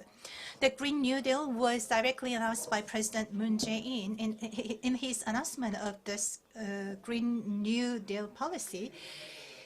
He mentioned that we are ahead of this urgent task of Green New Deal policy implementation in the midst of COVID-19 pandemic. And this Green New Deal will be a clear solution to overcome the crisis that we are faced with. So we need to survive in the midst of climate crisis, and that's why the policy has the word of green. And also the New Deal comes from the need that we need to find a new way of life, a new way of business. So the past economic growth actually generated a lot of issues, such as widening inequality in terms of wealth or the income.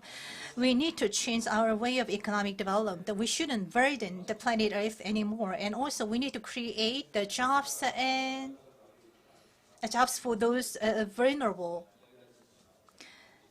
So this New Deal concept was invented and coined by the United States, but actually we can utilize the spirit of this New Deal policy. So we can actually translate this New Deal policy spirit into a Korean version. So this is a transition. The Korean New Deal policy is a transition into green growth. and green economy. 많은 분야에서 For the transition into the green growth, we need to pull our strengths together. Now I have a question for Chairman Kim Sang-hyup. It's about environment and man and human beings and about pursuing sustainable development. The government has come up with 3 major goals, but then again, it should not be the goal for the central government alone. I think the roles of these local governments are very important. What can the local governments do to play a main role and keep pace with the government's New Deal policy? You know, the Paris Agreement has emphasized the new partnership. There has been so much emphasis in it. Local government, business communities, and civil societies are to come together for that. And I think the local governments and the NGOs and the citizens and the businesses like Google, Apple, and others, the tripartite cooperation is going to be very, very important. President Moon Jae-in said that Green New Deal should be initiated, led by the local people. I think it's a very important message. And President Trump has talked about pulling out of the Paris Agreement, but the governor of the California and the mayor of Los Angeles, they are saying that whatever President Trump is going to do is not going to affect their efforts in promoting the climate protection. And I really envy the United States for that. What I'd like to ask the Gangwon province to do is that the local governments need to come up with their own targets about greenhouse gas emissions, how it should be reduced at the automobile sector, how it should be reduced at other parts of business sectors. The local targets must be set up, and the businesses will make investment. They're very confident that the local government is going to abide by the targets. So it should be emphasized. Setting the target is very important for the local governments. And the next thing I'd like to say is, I think I mentioned this very briefly in my speech, peer assembly is an important concept. When Europe engages in such activities, those elected to office in Europe, such as those in the provincial offices, the provincial governments, there are public officials, and there are also the local residents in Europe. And there are businesses representing those industries, and there are youth participating. And this is a horizontal alliance, and this is very important. I had once had a special symposium with University of Hawaii, and the social consensus is very important. They said if the government local government gives approval, people need to come up with a consensus to support that. So the people participating in a governance system is going to be very important. And I do believe that we have some depoliticization, at least in this field. The ruling and opposition parties have a very poor track record, and they need to come together. We need consolidated efforts on the part of the political circles if we're to make progress here. 우리 신기후 So we are talking about this new climate regime and Green New Deal. We just came up with the basics as well as the future tasks ahead of us. You've just mentioned the roles of the local economies. I believe that the Gangwon province also needs to play a certain role. If I may just add one more comment, Seoul City has recently announced its impact about the greenhouse gases to the environment, and therefore they enhanced the target to 20 to 21 ppm, and they said the impact is lesser compared to other large cities. If you do a thorough study in the Gangwon province, I'm sure the Gangwon province contributed to a reduction of the greenhouse gas emissions because there's so much sink that can absorb the carbon emissions. So this is in a way, paradoxical way of saying it, but nature-based solution is a very important concept. So basically, it all boils down to deforestation, plant more trees, manage trees well, and as the solution for overcoming all this havoc created by the new technology, we need nature, and therefore the Gangwon province has begun with a very solid footing. I'm hoping that the governor is going to take the leading role in taking responsibility for this. 적인 이야기 나눠봤는데 So we are talking about a lot of subjects related to this new climate regime and Green New Deal. I have a diesel car at home, and I am thinking about disposing the diesel car, and I will refrain myself from using plastic cups. Please give a big round of applause to these two speakers for their insightful remarks and presentations. Thank you very much. This concludes the keynote speech session of JeongSeon Forum 2020. I would like to extend my appreciation to two distinguished speakers for their great presentations and insightful remarks.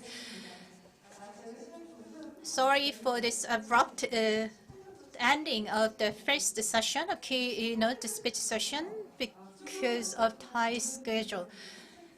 So we have this one picture summary of each presentation that we had in the first session of keynote speech session. So at the end of every session, we'll just come up with this visual, the image of each presentation. It will be a good chance for us to think about the meaning and the context of a climate crisis and the new climate regime. So if you go and visit the Instagram website of JeongSeon Forum 2020, you will be able to check all these visual the images. We'll take a 10-minute short break up until 3:45, and will be followed by an invited lecture of Professor Michael Sandlo. Let me give you a housekeeping announcement about the coffee break. In order not to spread the COVID-19 pandemic, we will not serve any coffee or beverages. But please use the beverage kit, which is distributed at the registration desk upon your registration. It will be appreciated if you cooperate to this quarantine procedures and guidance. We are not allowed to use plastic cups or single-use cups not to spread the COVID-19 pandemic. So thank you for your cooperation in advance, and we'll see you in our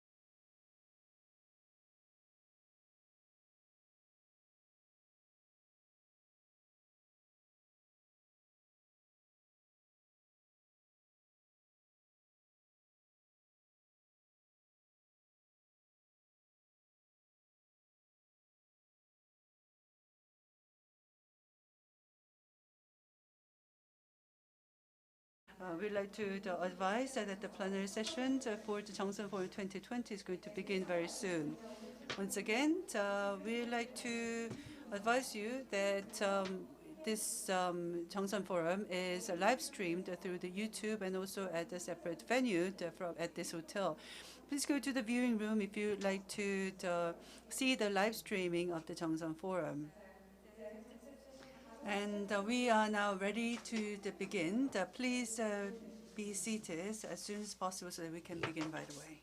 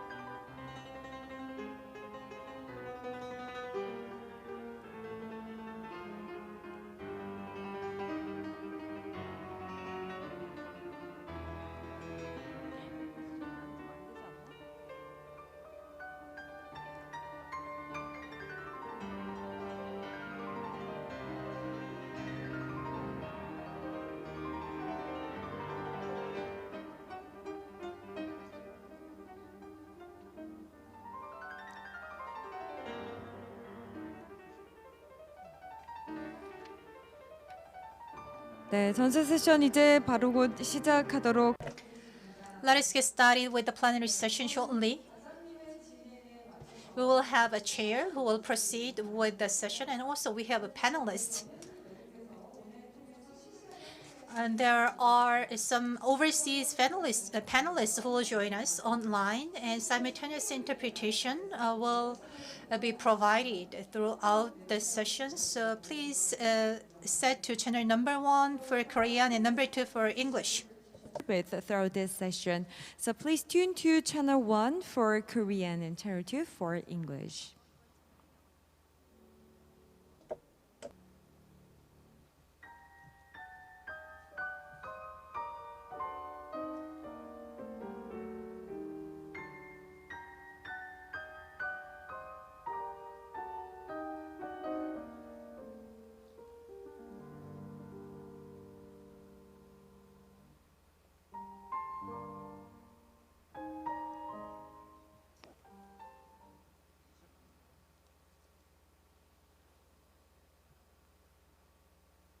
네, 자 이제 마지막 세션을 Let us get started with the last session of today. Now, let me declare the opening of the third session, the plenary session. So, let me invite the chairperson and the panelists who will proceed with our third session, plenary session. Please welcome them with a big round of applause.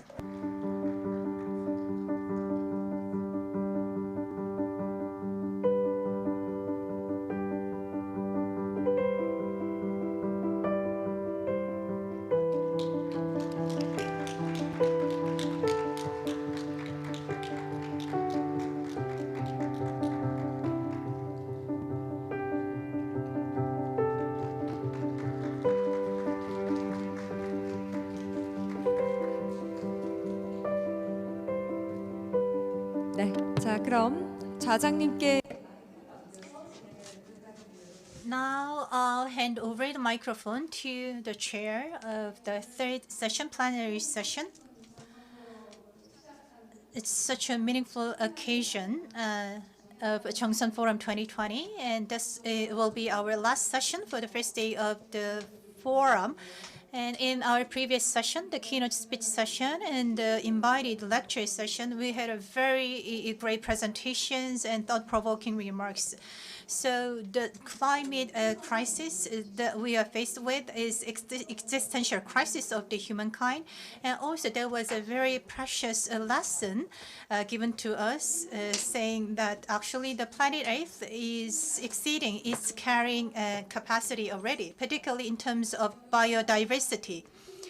And this endangered situation has also certain relations with the current pandemic situation. And there is a book saying that the pandemic can occur in the wake of climate change, and the unknown viruses that we do not know are there in Earth in million numbers. So in the third session of the plenary session, I would like to invite the experts from home and abroad to have a in-depth and more detailed discussion on the subjects raised in our previous sessions. The third session is scheduled to be proceeded for 1.5 hours, but I will do my utmost to finish this session by 6 at the latest. So I'd like to invite each panelist to give a 5-minute presentation or remark or a message which is related to the subject that you want to touch upon today. 먼저, well, the first panel to be introduced is a very important figure, and he was affiliated with a very important organization that received the Nobel Peace Prize, Mr. Tilman Ruff, co-president of the International Physicians for the Prevention of Nuclear War. He's going to join us online because of the pandemic. Of humans and our biosphere. While we are still in the grip of a fierce pandemic, this crisis does present important opportunities to lessen the drivers for and be better prepared for the next pandemic, to rebuild better, massively ramping up sustainable renewable energy as a cornerstone of the huge COVID-related public investments now underway, to build more equitable societies and healthy societies, and to finally prohibit and eliminate the world's worst weapons. What should COVID teach us? We should not take too much for granted. Things can change rapidly. COVID caught even wealthy nations and those armed to the teeth, poorly prepared, massive weaponry useless against a minute, mindless viral particle. Nations investing obscene sums in nuclear weapons that must never be used have been amongst the worst at protecting their citizens, unable to reliably provide even the most basic protection, gloves, gowns and face masks for their frontline health professionals, putting themselves in danger every day. The virus shows where the real threats to our security lie, for which massive military arsenals and the worst weapons of mass destruction are not only useless, but get in the way. It shows our interconnected vulnerabilities and capacities, that viruses, like other globalised threats, are shared dangers, respect no borders, and demand cooperation. No one is safe until everyone is safe. It has made plain how quickly the hubris of arrogant leaders serving their own and narrow vested interests can cause great harm, measured in monumental failures of leadership, millions of infections, and tens of thousands of deaths that could have been prevented. It has demonstrated that changes once deemed unthinkable can not only be made, but made quickly. It has shown that female leaders are more often sensible and reliable in a crisis, and that we need more of them. It has shown the great resourcefulness, goodwill, and kindness that people everywhere are capable of. It has laid bare that respect for truth and evidence and deferring to experts are crucial. It has shown that when the experts say that further pandemics are inevitable and we need to better prepare, or that nuclear war will happen unless nuclear weapons are eliminated, we had better heed and act on their warnings. New pathogens will continue to evolve and spread. COVID-19 is the latest, not the worst possible, and certainly won't be the last. But we can detect them earlier and respond much better if we prepare well. And we can expect them less often if we protect rather than deplete habitats, drastically reduce our greenhouse gas emissions, produce food more safely, and end the use in agriculture of antibiotics needed to treat sick people. We need a strong WHO that does not have to go begging to do its work. However, there are two human-made existential threats looming over our world on which everything else depends. A hospitable and stable climate is essential for human survival and planetary health.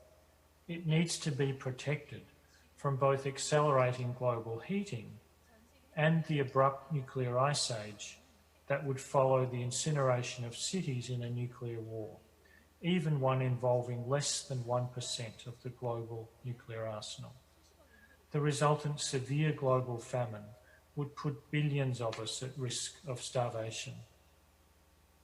The danger of nuclear war is growing. Unless nuclear weapons are eliminated first, someday they will inevitably be used again, and everything else would be tragically swept aside by indiscriminate nuclear violence. COVID will abate. However, after a nuclear war, there would be no rebuilding. It would be the final epidemic for which there is no cure. There would not be a health system in overloaded crisis. There would be no health system and no one to staff it. We can prepare for pandemics. For nuclear war, there is only prevention. But unlike pandemics, nuclear war is completely within our power to prevent. The United Nations Treaty on the Prohibition of Nuclear Weapons provides the only internationally agreed pathway to end nuclear weapons before they end us. We should heed the lessons of COVID and take that path as if our lives depend on it, because they do. I thank you.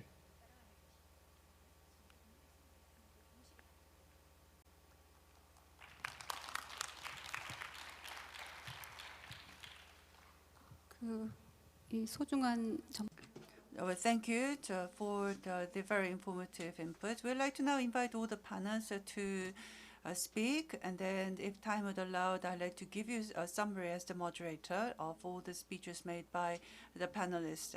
Now I'd like to invite Ambassador Yoo Yeon-chul, the Ambassador for Climate Change, to deliver short remarks. He was involved in the energy policy and climate change policy divisions at the Ministry of Foreign Affairs, and he's the nation's top expert on climate change issues, and he undertakes a very important role. Following the Paris Agreement in 2019, there was a follow-up the enforcement body at the United Nations to see the implementation of the climate change agreements, and he has served as the vice chair of that meeting. Yes, as was introduced, my name is Yoo Yeon-chul. I'd like to say it is an honor for me to be a part of this conference, and I'd like to applaud the organizing committee for holding this conference at a time of difficulties. And I do believe that we need to develop a common perception and come up with common actions to address the very important issues. Now, when it comes to the future of the globe and the humanity after the post-pandemic crisis, I believe that the planet needs to be healthy for us, the humanity to be healthy. And for us to be healthy, we need to make sure that the Mother Earth stays healthy. And as was just mentioned by Mr. Tilman Ruff, he talked about the nuclear scientist, and he talked about the statements about the catastrophe coming. And he said that the doomsday clock is ticking. We're about 100 seconds away. And nuclear and invisible threat, which is the climate change, are the two imminent threats for us. Visible threat would be nuclear threat, but invisible threat that we are not able to see, but is taking place as important as the nuclear threat would be the climate change issue. I very much concur with him on that point. And I would like to say that when it comes to climate change, you could see some correlation between climate change and the COVID-19 pandemic. The degradation of the human environment has led to the rise of the COVID-19. And also the COVID-19 is impacting climate change. It is because we choose not to move around. We see that the weather has improved significantly. The air quality has improved significantly.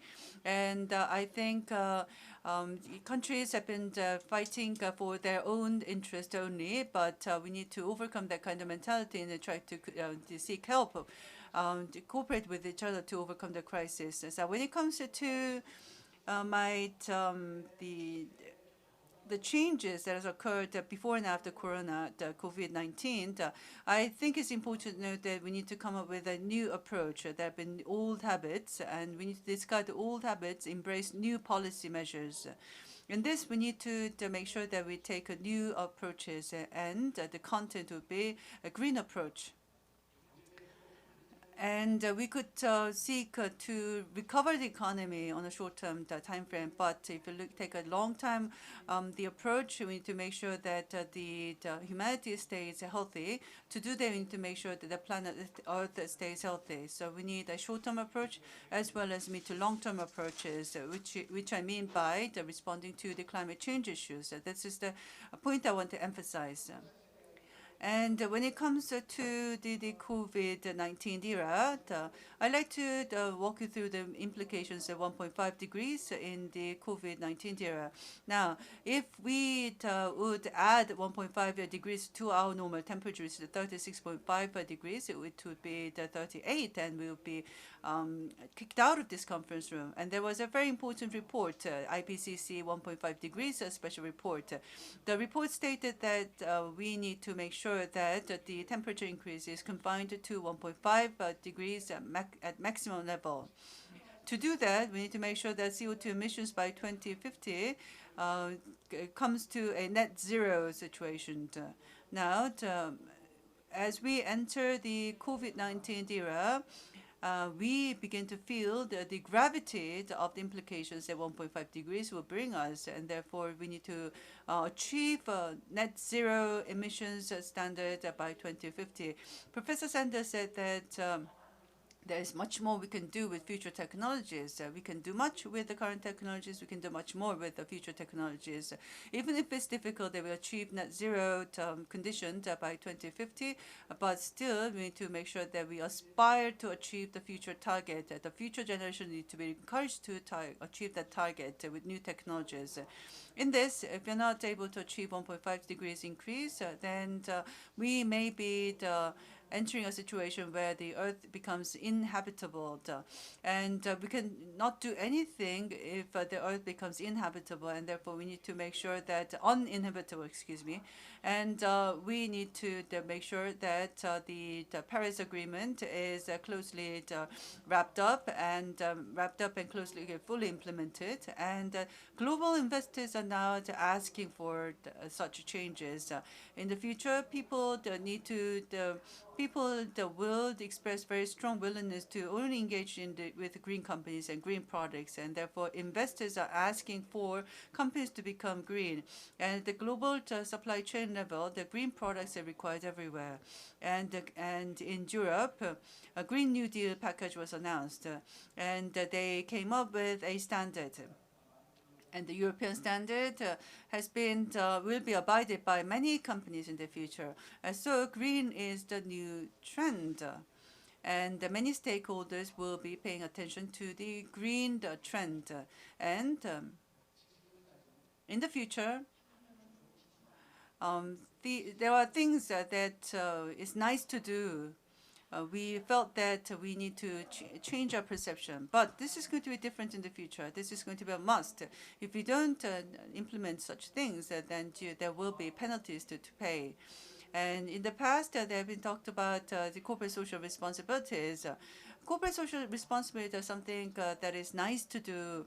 You get applauses for implementing corporate social responsibilities, but ESG is going to be a different one. This is going to be a social value. This is going to be something that comes with a penalty for non-compliance.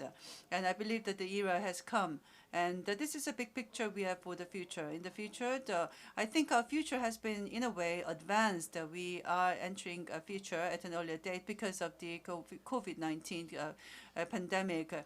So the future is going to be a decade of digitalization and decarbonization. And the future is going to depend on our ability to manage carbon. It's invisible, but we need to manage carbon well.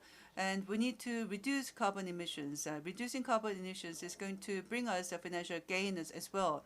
And please refer to the handout for further details about the cases of Tesla and other companies. With this, I'd like to conclude my comments. Thank you very much. Thank you. Now let me invite our foreign guest online. He's working for the WHO, which is the most significant world organization in our fight against the COVID-19 pandemic. Mr. Marco Martucci, head of Asia Pacific Center for Environment and Health in the West Pacific region of the WHO. He will give his lecture or presentation on a very significant subject of the climate change and health. Yes, good afternoon. Greetings from Seoul. And yes, I see that I'm on screen, so I hope all is well with the connection. First of all, thank you very much for this invitation. I am delighted to join this meeting. I wish I was with you in the room, but unfortunately that wasn't possible. However, I hope that this connection will serve us well. What I'm going to do today is to talk about our work in the Western Pacific region of the World Health Organization and in this center in Seoul on environment and health, environment, climate change and health, with some reflections on implications for the future. Next slide, please. We know quite a lot about the ways in which the environment affects human health. We know several risk factors and environmental determinants and the way they impact human health. Next, please. When you bring them all together, based on the rather substantial evidence that has been built over the years, Globally, we know that roughly a quarter of the burden of disease, that is mortality and morbidity together, is due, almost a quarter is due to environmental factors. This is global, but in the next slide, please, we have the comparative graphic to show how different regions of the world are affected. You see that in many continents, like the Western Pacific, the bulk of the impact is due to non-communicable disease, with a little bit of injuries and very little infectious diseases. That's not the same in other regions, but that's the prevailing pattern. So what is this impact? What are the factors driving this impact? Next, please. This graph shows, compares estimates from different sources, WHO and other institutions, that over the years have been developing these techniques of burden of disease assessment. And you see that by and large, the biggest contributor to the impact of on health, on the environment, has to do with air pollution. Next is water, but much less. And then other factors like occupational and other soil and chemical contamination. However, I want to draw your attention, this is, I think, very important. Those estimates that really this quarter of the whole burden of disease is due to factors that we know well enough to do these estimates. In that triangle there is really the upper part, the upper portion, which means that we can do these kind of quantifications only for things that we know well enough. There are things in the second and third level, layers of that triangle, where we essentially are unable to do the quantification, or maybe we don't have enough evidence for this. And on top of that, there's also several things that are becoming more and more apparent in recent years, that we find only over time that there are things that we don't know. So there are surprises. And an example of this, next slide please.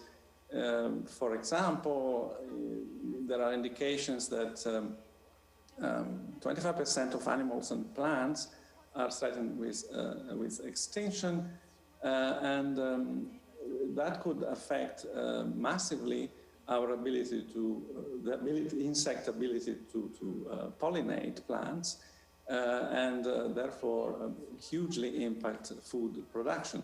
So these kind of complex connections are very real, but kind of escape the estimates that I indicated before. And also before, in that picture that I showed, something like climate change was not shown. Next, please. And climate change, the IPCC report has already been mentioned, is clearly a very, very influential factor for human health. These trends that have been repeatedly demonstrated, and this is the one on average surface temperature, will imply very, very substantial changes in the environment and therefore have very important health impacts. Climate change, next please. Climate change and health has been rather substantially, extensively studied. We have developed in the public health domain rather complete models where we are able to capture a variety of mechanisms, direct, indirect, socially mediated, different forms of relationship, whereby health is ultimately affected by climate change. And of course, the overall impact is quite large and adverse, of course. Estimates on the burden of disease due to climate change are still not very reliable, I shouldn't think. And in addition, climate change is only one of several aspects of environmental deterioration. Next, please. Some of you might be familiar with work that over the years has indicated that climate change is one of several planetary boundaries that are being already trespassed by humanity, and there's quite different ones of them, like ozone depletion, ocean acidification, loss of biodiversity. These are all, for all these dimensions, there are boundaries that in some cases are known, in others are less known, but in most cases are being trespassed with possible very dramatic consequences. Next, please. Many of these trends are being studied. There's a lot of data flowing these days, and if you look at some of them are actually positive trends. Something like poverty or life expectancy are trending in the right direction globally against a very fast increasing global population. However, most of these trends, next please, go, let's say, in the wrong direction, with increasing pressures on water and deforestation, desertification. Most of the global indicators for essential environmental integrity are on the downward, and this is rather worrying, of course, for the medium. By now, it's even short-term impacts on human health, especially of the most vulnerable population and in most vulnerable countries. Next, please. Now, a word on the COVID-19, because it's clearly the fact of the day, and we're all very, very directly affected. Well, it's probably early to make conclusive statements here, but it's pretty evident that something like the COVID-19 and the emergence of these new pathogens has a lot to do with environmental degradation as well, because the increasing pressure on land through different land use in agriculture and production of food, the loss of biodiversity and integrity in ecosystems, that has an effect on, like some people refer to as dilution effect, on the ability of these pathogens to be countered. So there are some big-scale environmental deterioration trends, also some local human activities like food production or commerce production and consumption, lack of access to water to have good hygiene, which result in higher chances of having these pathogens emerging and spreading. Next, please. So against all that background, I think the public health community in the environmental health and climate change community has been working very hard, and we've made, I think, significant progress in the way we look at how health is built or destroyed or determined by these factors. I want to, again, I mean, we have the Sustainable Development Agenda, many instruments to help. I want to draw your attention to the vision that WHO Western Pacific region has for the coming few years, for the future, which brings together the kind of ways in which we want to work on public health. And this vision includes, you know, the addressing of complex systems, the need to innovate rather substantially, to look at vulnerable populations, and many more aspects that have become really topical and urgent in this debate. And against that background, I think we are certainly challenged by these events and trends, but at the same time we have, I think, a good arsenal of resources and tools to try and respond to these pressure. And with that, I think I'll stop. Next slide, please. And happy to follow on the session. Thank you very much. 네, 감사합니다. Thank you very much. And the next panel to be introduced is affiliated with the United Nations. He is the Korea representative office head of the WFP, the World Food Program, which is based in Rome, Italy. And he has worked in the Rome office for a long time, responsible for the Asian division, and he undertakes a very important role as the Korean office head. It's about health of the body, it's about water and other resources that are coming under threat. And Mr. Lim is going to talk about all these important factors in his very short remarks. Thank you very much. I'd like to thank the Gangwon province and the members of the organizing committee for arranging such important forum. I am the head of the Korean office of the WFP. And this is going to be the worst humanitarian crisis since the 1945. We have had the crisis in Syria and Yemen coming from the civil war. And we have had very difficult times because of the series and the crisis of the people who are escaping from the civil war. And we have had the pandemic of the corona. We are going to face a pandemic of the food because of the grasshopper, the locust situation. There are 135 million people who are suffering from the famine, and if you don't take any actions, the number is going to increase to 270 million by the year end. Rural Rubinit has once said that we are going to see the crisis, big and small, all coming at us at the end of the year if we don't take any actions.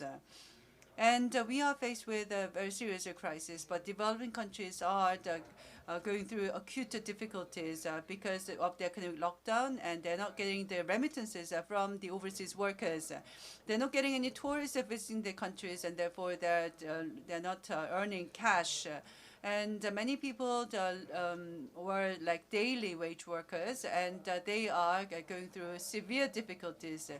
WFP do not like to hear of famine. Famine is a very serious situation, situation of hunger. More than 20% of the population in a given region would be suffering from food shortages, and 1 out of 10,000 would die, which means that we have 50 million people. It means that more than 10,000 people are going to die on a daily basis, and that famine situation is happening in southern Sudan and Somalia and so on. And the famine is going to expand to more than 10% of the region in the future. And there are many people that are not able to attend schools, and schools are not able to serve food. And children, as a result, are malnourished, and therefore their immune system is breaking down.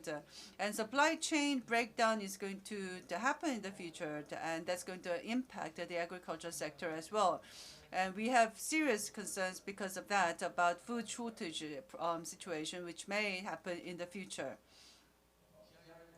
And there are 821 million people who are suffering from famine, and it has decreased continuously. From 2014, the number started to rebound, so we are seeing increases continuously since then. So what can we do? I believe that this is a very ironical situation, because at one side of the world, the people are being malnourished, they're suffering from famine, and on the other side of the world, we are looking at massive food being thrown away. And countries like us, we are enjoying food and we are throwing away food, but in the other side, we are looking at famine. And I think we're throwing away the food at the amount of $75 million. And if we are able to feed all this famine, people are suffering from famine, with just 1% of the food being thrown away from the developed countries. Also, we have to pay attention to the fact that the food that have been thrown away, the food waste, accounts for a large segment of the greenhouse gases. So what can we do? We believe that UNFWP needs to initiated a zero-based campaign. If you go to the restaurants, you'll see that there's so much being served already, and therefore, even if we don't do anything about it, that a lot of it will be thrown away. So we are going to promoting the Zero Hunger campaign. We are hoping that the restaurants will throw away less food waste, and part of what's been saved can be used to feed people who are suffering from hunger. if we can reduce the food waste, we will be able to reduce greenhouse gas emissions, and then we will be able to save the resources and save people who are suffering from hunger. And we're going to save the environment as well. And this is going to be the three birds caught with which is one stone. And we need to change our culture, the dining culture. I can take Gangwon province. I like to suggest that Gangwon province launches a campaign together with us. And if you look at the human history, you remember that this is a history of struggles and overcoming of the hunger. In the past, we had food shortages, but we have plenty of food. We have the infrastructure with which we can transport the food.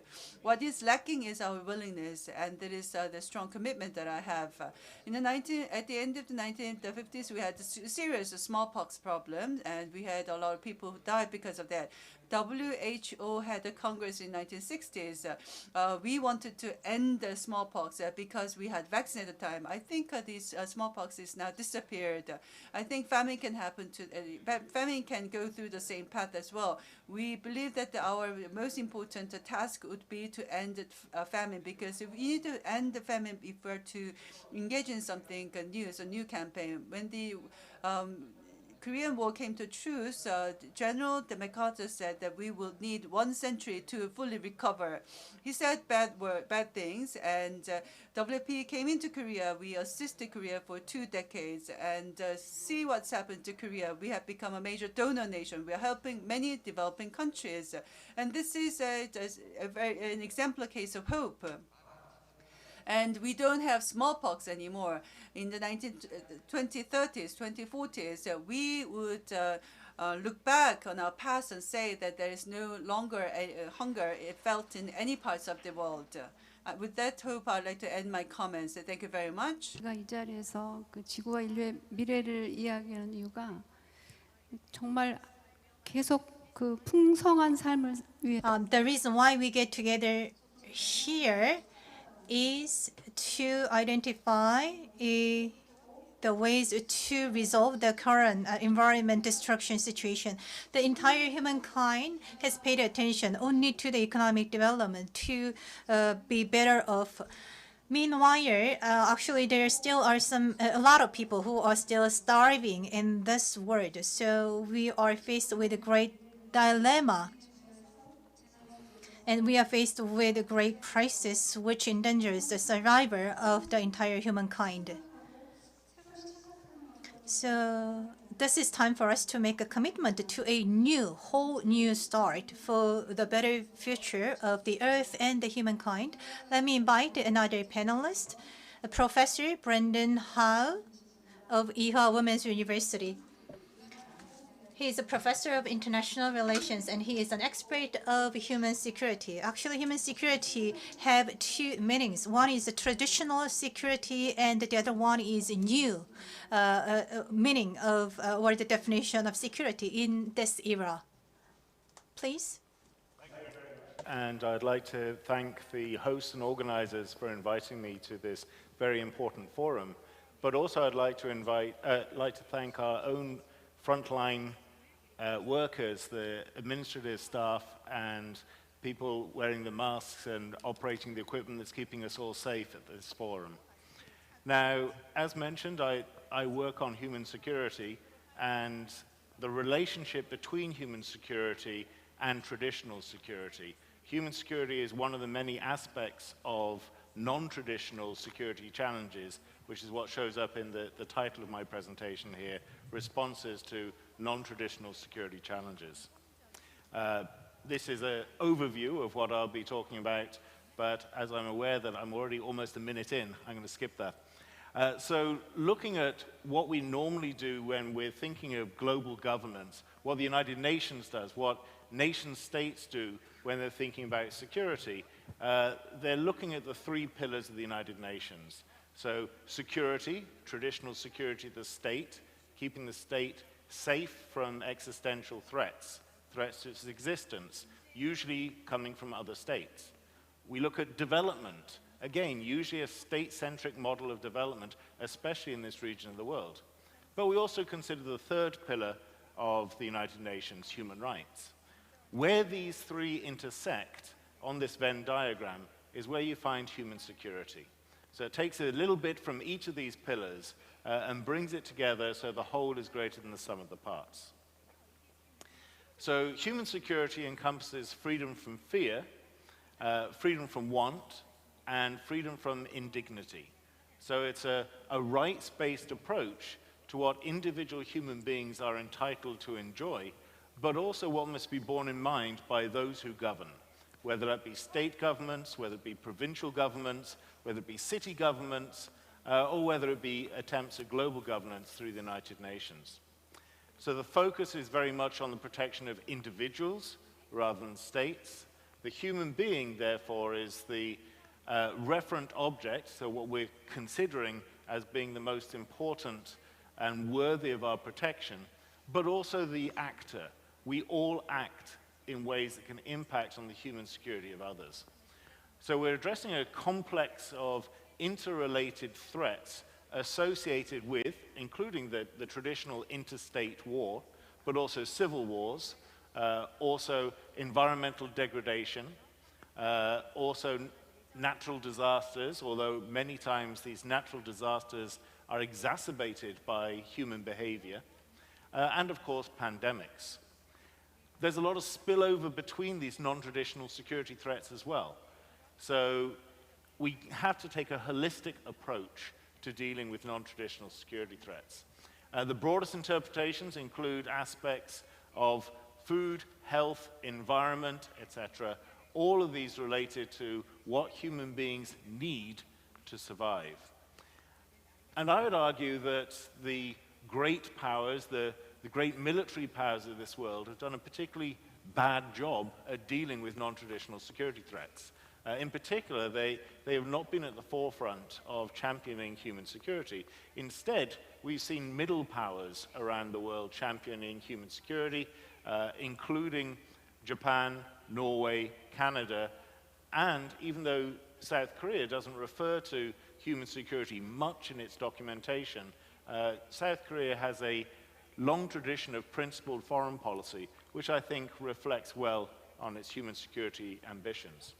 So if we look at COVID-19, failure of global leadership, in particular from the three great powers, United States, China, and Russia, but maybe for different reasons, but also some of the second-tier powers. The United Kingdom, we have two Brits up here, so we're equally guilty.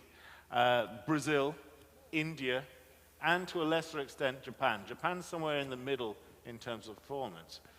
We have great success of East Asian middle powers, South Korea, Taiwan in particular, Vietnam, Singapore.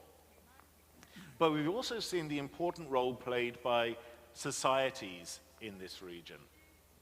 So Vietnam and Singapore obviously are somewhat authoritarian communities, but Korea and Taiwan are democratic, and their response has to a certain extent been civil society driven.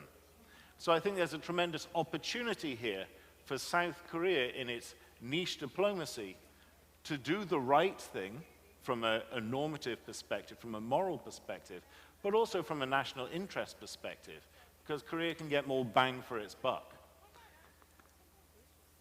And in terms of global and national civil society, we've had a tremendous explosion of global participation. As has already been mentioned, COVID-19 and other non-traditional security threats like environmental degradation affect everybody. They may not affect everybody equally, but they affect everybody.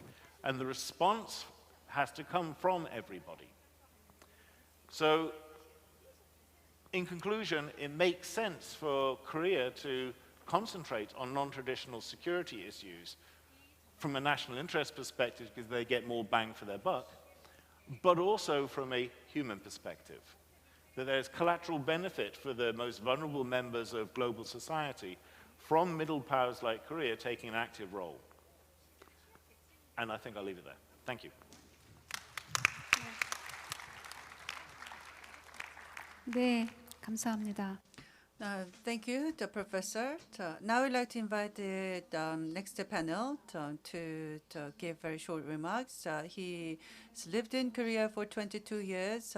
He likes Korea very much, and he knows Korea very well. Mr. Andrew Salmon is with Asian Times, and he is going to give us very valuable advice for the situation that we're in right now. Really? Okay. Thank you for this very kind invitation.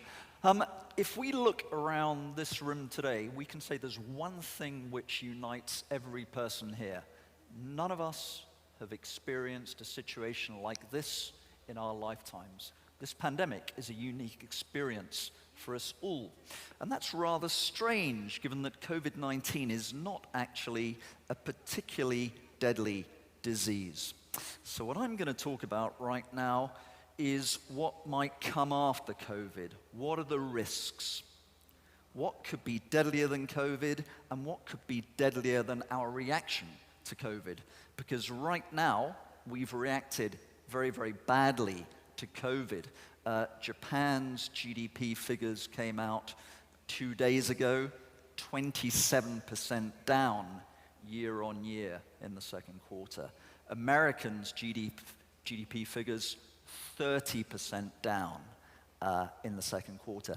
This year, we're expecting global growth to recede 5 to 6%. That's on a par with the fall in global growth during the Great Depression. And the Great Depression ushered in some truly terrible things. Now, if you look at traditional biblical thought, you have what are called the four horsemen of the apocalypse. One of them has already been addressed by my colleague. We have famine, we have pestilence or disease, and we have conquest and war. And the reason these are in this one illustration is these banes of humanity often come together. They don't always operate independently.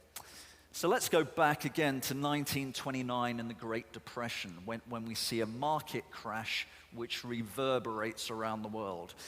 The problem that this creates for the political class is people demand extreme solutions. And that's when truly, truly bad things happen. Because one of the worst side effects of the Great Depression was what happened in Nazi Germany, the success of the Nazi Party. Ditto what happened in Japan, the rise of militarism. Both are products of the 1930s. Both are post-products of the Great Depression. We are now facing a similar economic fall to the Great Depression. And once these guys came into power, I think we all know what happened next. The worst crimes in the history of humanity. Genocide in Eastern Europe and an extraordinarily brutal war of conquest here in East Asia. So this is what we're facing. Moreover, we already have a casus belli. We already have something pushing us towards conflict. And this is a classic problem in human history, when you see an established power being challenged by a rising power. That's what we're seeing now with China and the United States. So we've got a very dangerous situation. How can we hedge against this risk, this post-COVID risk? What is the way forward? It's above my pay grade to answer that question. I don't know the answer, but clearly we need pragmatic and principled politicians, and we need skillful diplomats. Now, in my very limited purview, I see a lot of very populist politicians, and I see a lot of very dull diplomats. These people are not outside-the-box thinkers. So to me, you know, the clock, the nuclear clock is ticking, and our risk is moving into the red. So what do we do? What do you do as South Koreans? As I've said, I've no simple answer, but I would suggest one way to hedge against these risks are to strengthen or create alliances. South Korea already has an alliance with the United States, and let's be brutally frank and brutally honest, and with my apologies to any Americans here, the downside of an alliance is that if you're in an alliance, it can drag you into danger as well as hedge against danger. So the thing to do is to balance your alliances. what is arguably the best possible partner for Korea? A partner that has similar culture, similar lifestyle, similar aspirations, similar politics, and an economy that is in many ways complementary? To me, pretty simple. It's those guys over there, the Japanese. Now, Shinzo Abe, will probably leave office this year. He'll definitely leave office next year. Moon Jae-in will leave office in 2022. I would argue that is the year when we need a really important reset of Tokyo-Seoul relations, because you are two countries who really should be in bed together. You both face the security challenge of China, but of course China is the main market of both countries. You both have separate alliances with the United States, and you both have similar problems in your alliances with the United States. If your two countries can generate a combined voice, you have a much louder voice in global affairs, in strategy, economics, and diplomacy. So I would say, prepare for dark days ahead. This crisis is only just beginning, but if you're well prepared and you're well hedged, hopefully we'll reach sunlit uplands. That's all I have to say. Thank you very much.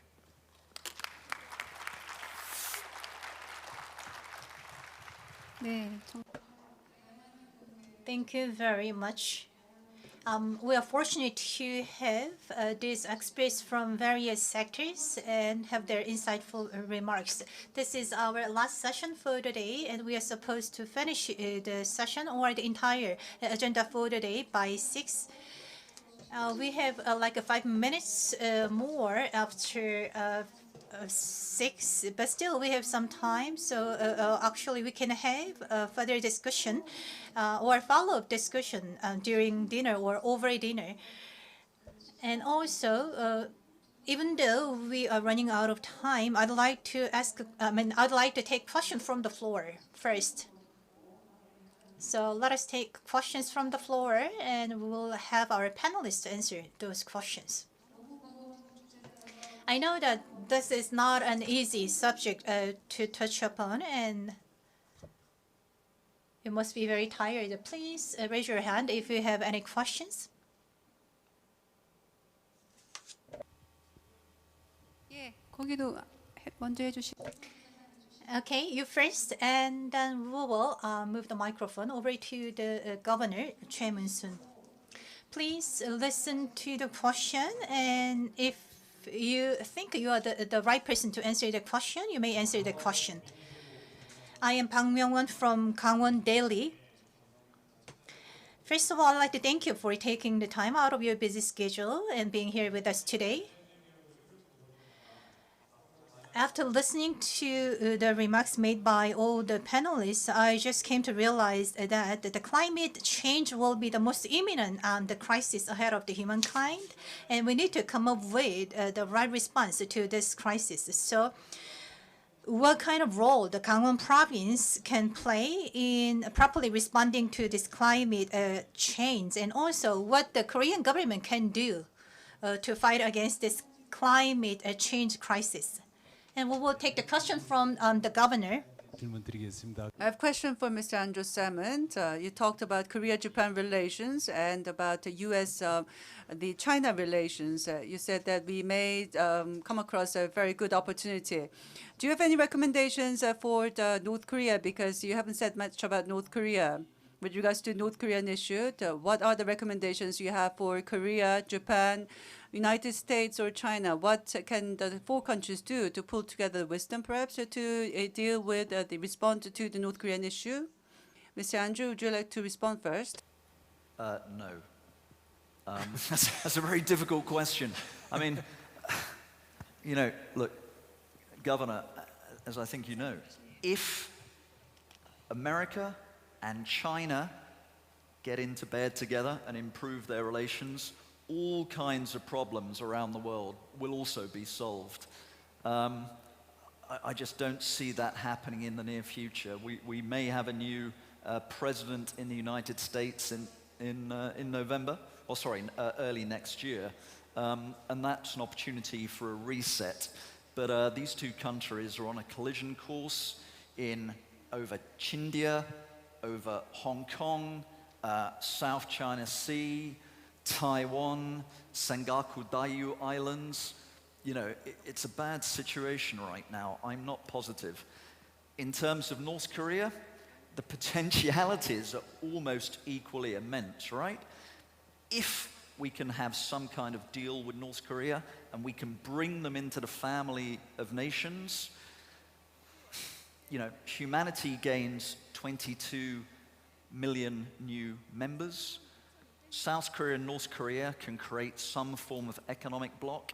South Korean capital, North Korean labor. There's a massive opportunity to completely rebuild North Korea's infrastructure. The main casus belli inside Northeast Asia disappears, obviating a big chance for war. And this creates all kinds of good opportunities for economic, diplomatic, strategic, political cooperation between Beijing, Pyongyang, Seoul, Tokyo. Opportunities are plenty. The only problem is, that's great. That is the sunlit uplands. How you get from here to there, it's beyond me. We've been looking at this for 75 years now.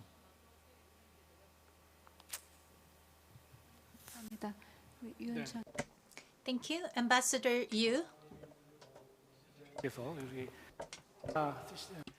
Well, the reporter from the Gangwon Daily talked about the importance of climate change in the the COVID-19 era. And what can the Gangwon province do? This was the question asked by the reporter to me. If you look at the world situation, there are three things that is required. First is net zero by 2050. Second is about the production. RE 100, renewable energy 100 is the second thing required for the companies. The third thing is landfill zero. To eliminate landfill practices, because this leads to circulating the resources, the circulation of the resources, better circulation of resources. So these are the things that we are going to do. We are going to think globally but act locally. So at the Gangwon province level, I'm hoping that you contribute to net zero by coming up with a target for your target for 2050. And our E 100 is going to be pursued by the Gangwon province companies. And then you're going to come up with net zero, no landfill practices. Please take the leading role in following these three targets. Thank you very much. We are about to close the first day of this meaningful JeongSeon Forum 2020. Let me summarize the themes that we have touched upon up until now. First of all, we've just actually touched upon the issue of existential crisis. So the current existential crisis that the entire humankind faces right now are not institutional crises, not like a Great Depression or the World War. Rather, we are actually faced with a existential crisis, which is a climate crisis, and this climate crisis has a strong relations with other the crisis that the humankind is faced, including COVID-19 pandemic. It was very thoroughly expressed in our previous sessions. So if we continue to have a human-centered way of life and way of thinking, then the current crisis that we are faced with will not be and cannot be addressed. So we need to change or shift our way of thinking. And planetary boundary concept was introduced in one of our panelists' presentations. So we need to be a kind of awakened and enlightened citizens who will think about the planet Earth in addition to humankind. And also, we need to actually learn how to respect the Mother Earth, and the Mother Earth should be the center of our way of thinking. So we need to change our perspective to address the current situation. And when we change our perspective, we need to redefine the stakeholders and the actors of the actions that need to be taken. And I believe that the roles of small villages and the locals are very important in taking relevant actions to address the current situation. Individuals, particularly those enlightened citizens, can play enormous role in addressing the current situation. And also, the process of having public debates and kind of the discussion, public discussion participated by all members of the society is very essential. And as chairman, Kang Tae-san has shown as a good example, the companies can play a very exemplary roles. For example, the T-shirt for the JeongSeon Forum 2020 was made of waste plastic bottles. There also was a mention in our previous session that the role of female leaders are very important, and we should have more female leaders. And also, in addition to all these remarks, I'd like to add one more comment. We need to change our system. And also, we need to explore more alternatives to address the current issues. I believe that we can continue to have in-depth discussion on these issues tomorrow in the following sessions. And the most imminent the task ahead of us is to achieve the net zero emission target by 2050. And in order to achieve that target, we should be more bold, and also we need to take more drastic actions rather than being complacent about being environmental friendly citizens or the states. We need to think about what could be a kind of new renewable energy which can resolve the current climate change situation. But that's not the end of the story. Over the course of technological evolution, the vulnerable people in underdeveloped countries are damaged to a great extent. So this is time for us to join our hands to address all these massive tasks ahead of us. In this context, I'd like to take this opportunity to extend my appreciation to all the participants who are here with us today for this forum, remotely and physically. And also my special thanks goes to the Gangwon Province and the International Conference Committee of Gangwon Province. Thank you very much. 팬데믹 이후 지구와 Well, thank you very much on the very important topic of the global pandemic crisis and the future. There was a heated debate, very informative, and in that discussion has been carried out because of the outstanding capacity of the moderator. And this was a good opportunity for us to think about the pandemic and what we are going to do in the future. With this, I'd like to conclude this session. Please give another big round of applause to the panelists. And we ask the panelists to now to take their seats at the floor. And this brings us to the end of the panel, the session, plenary session. And as the moderator said, at the Earth session, there is going to be a planet session. There's going to be more active discussion to be carried out tomorrow. So please join us tomorrow as well. And for the special guests who visited JeongSeon, we have a special commemorative event, which is the welcoming dinner. We have a special stage set up at the outdoor setting. So please join us for the music and great food. Please go to the outdoor dining area on the 3rd floor. See you there at the dinner party. Please leave the interpretation kit on your tables, and thank you very much.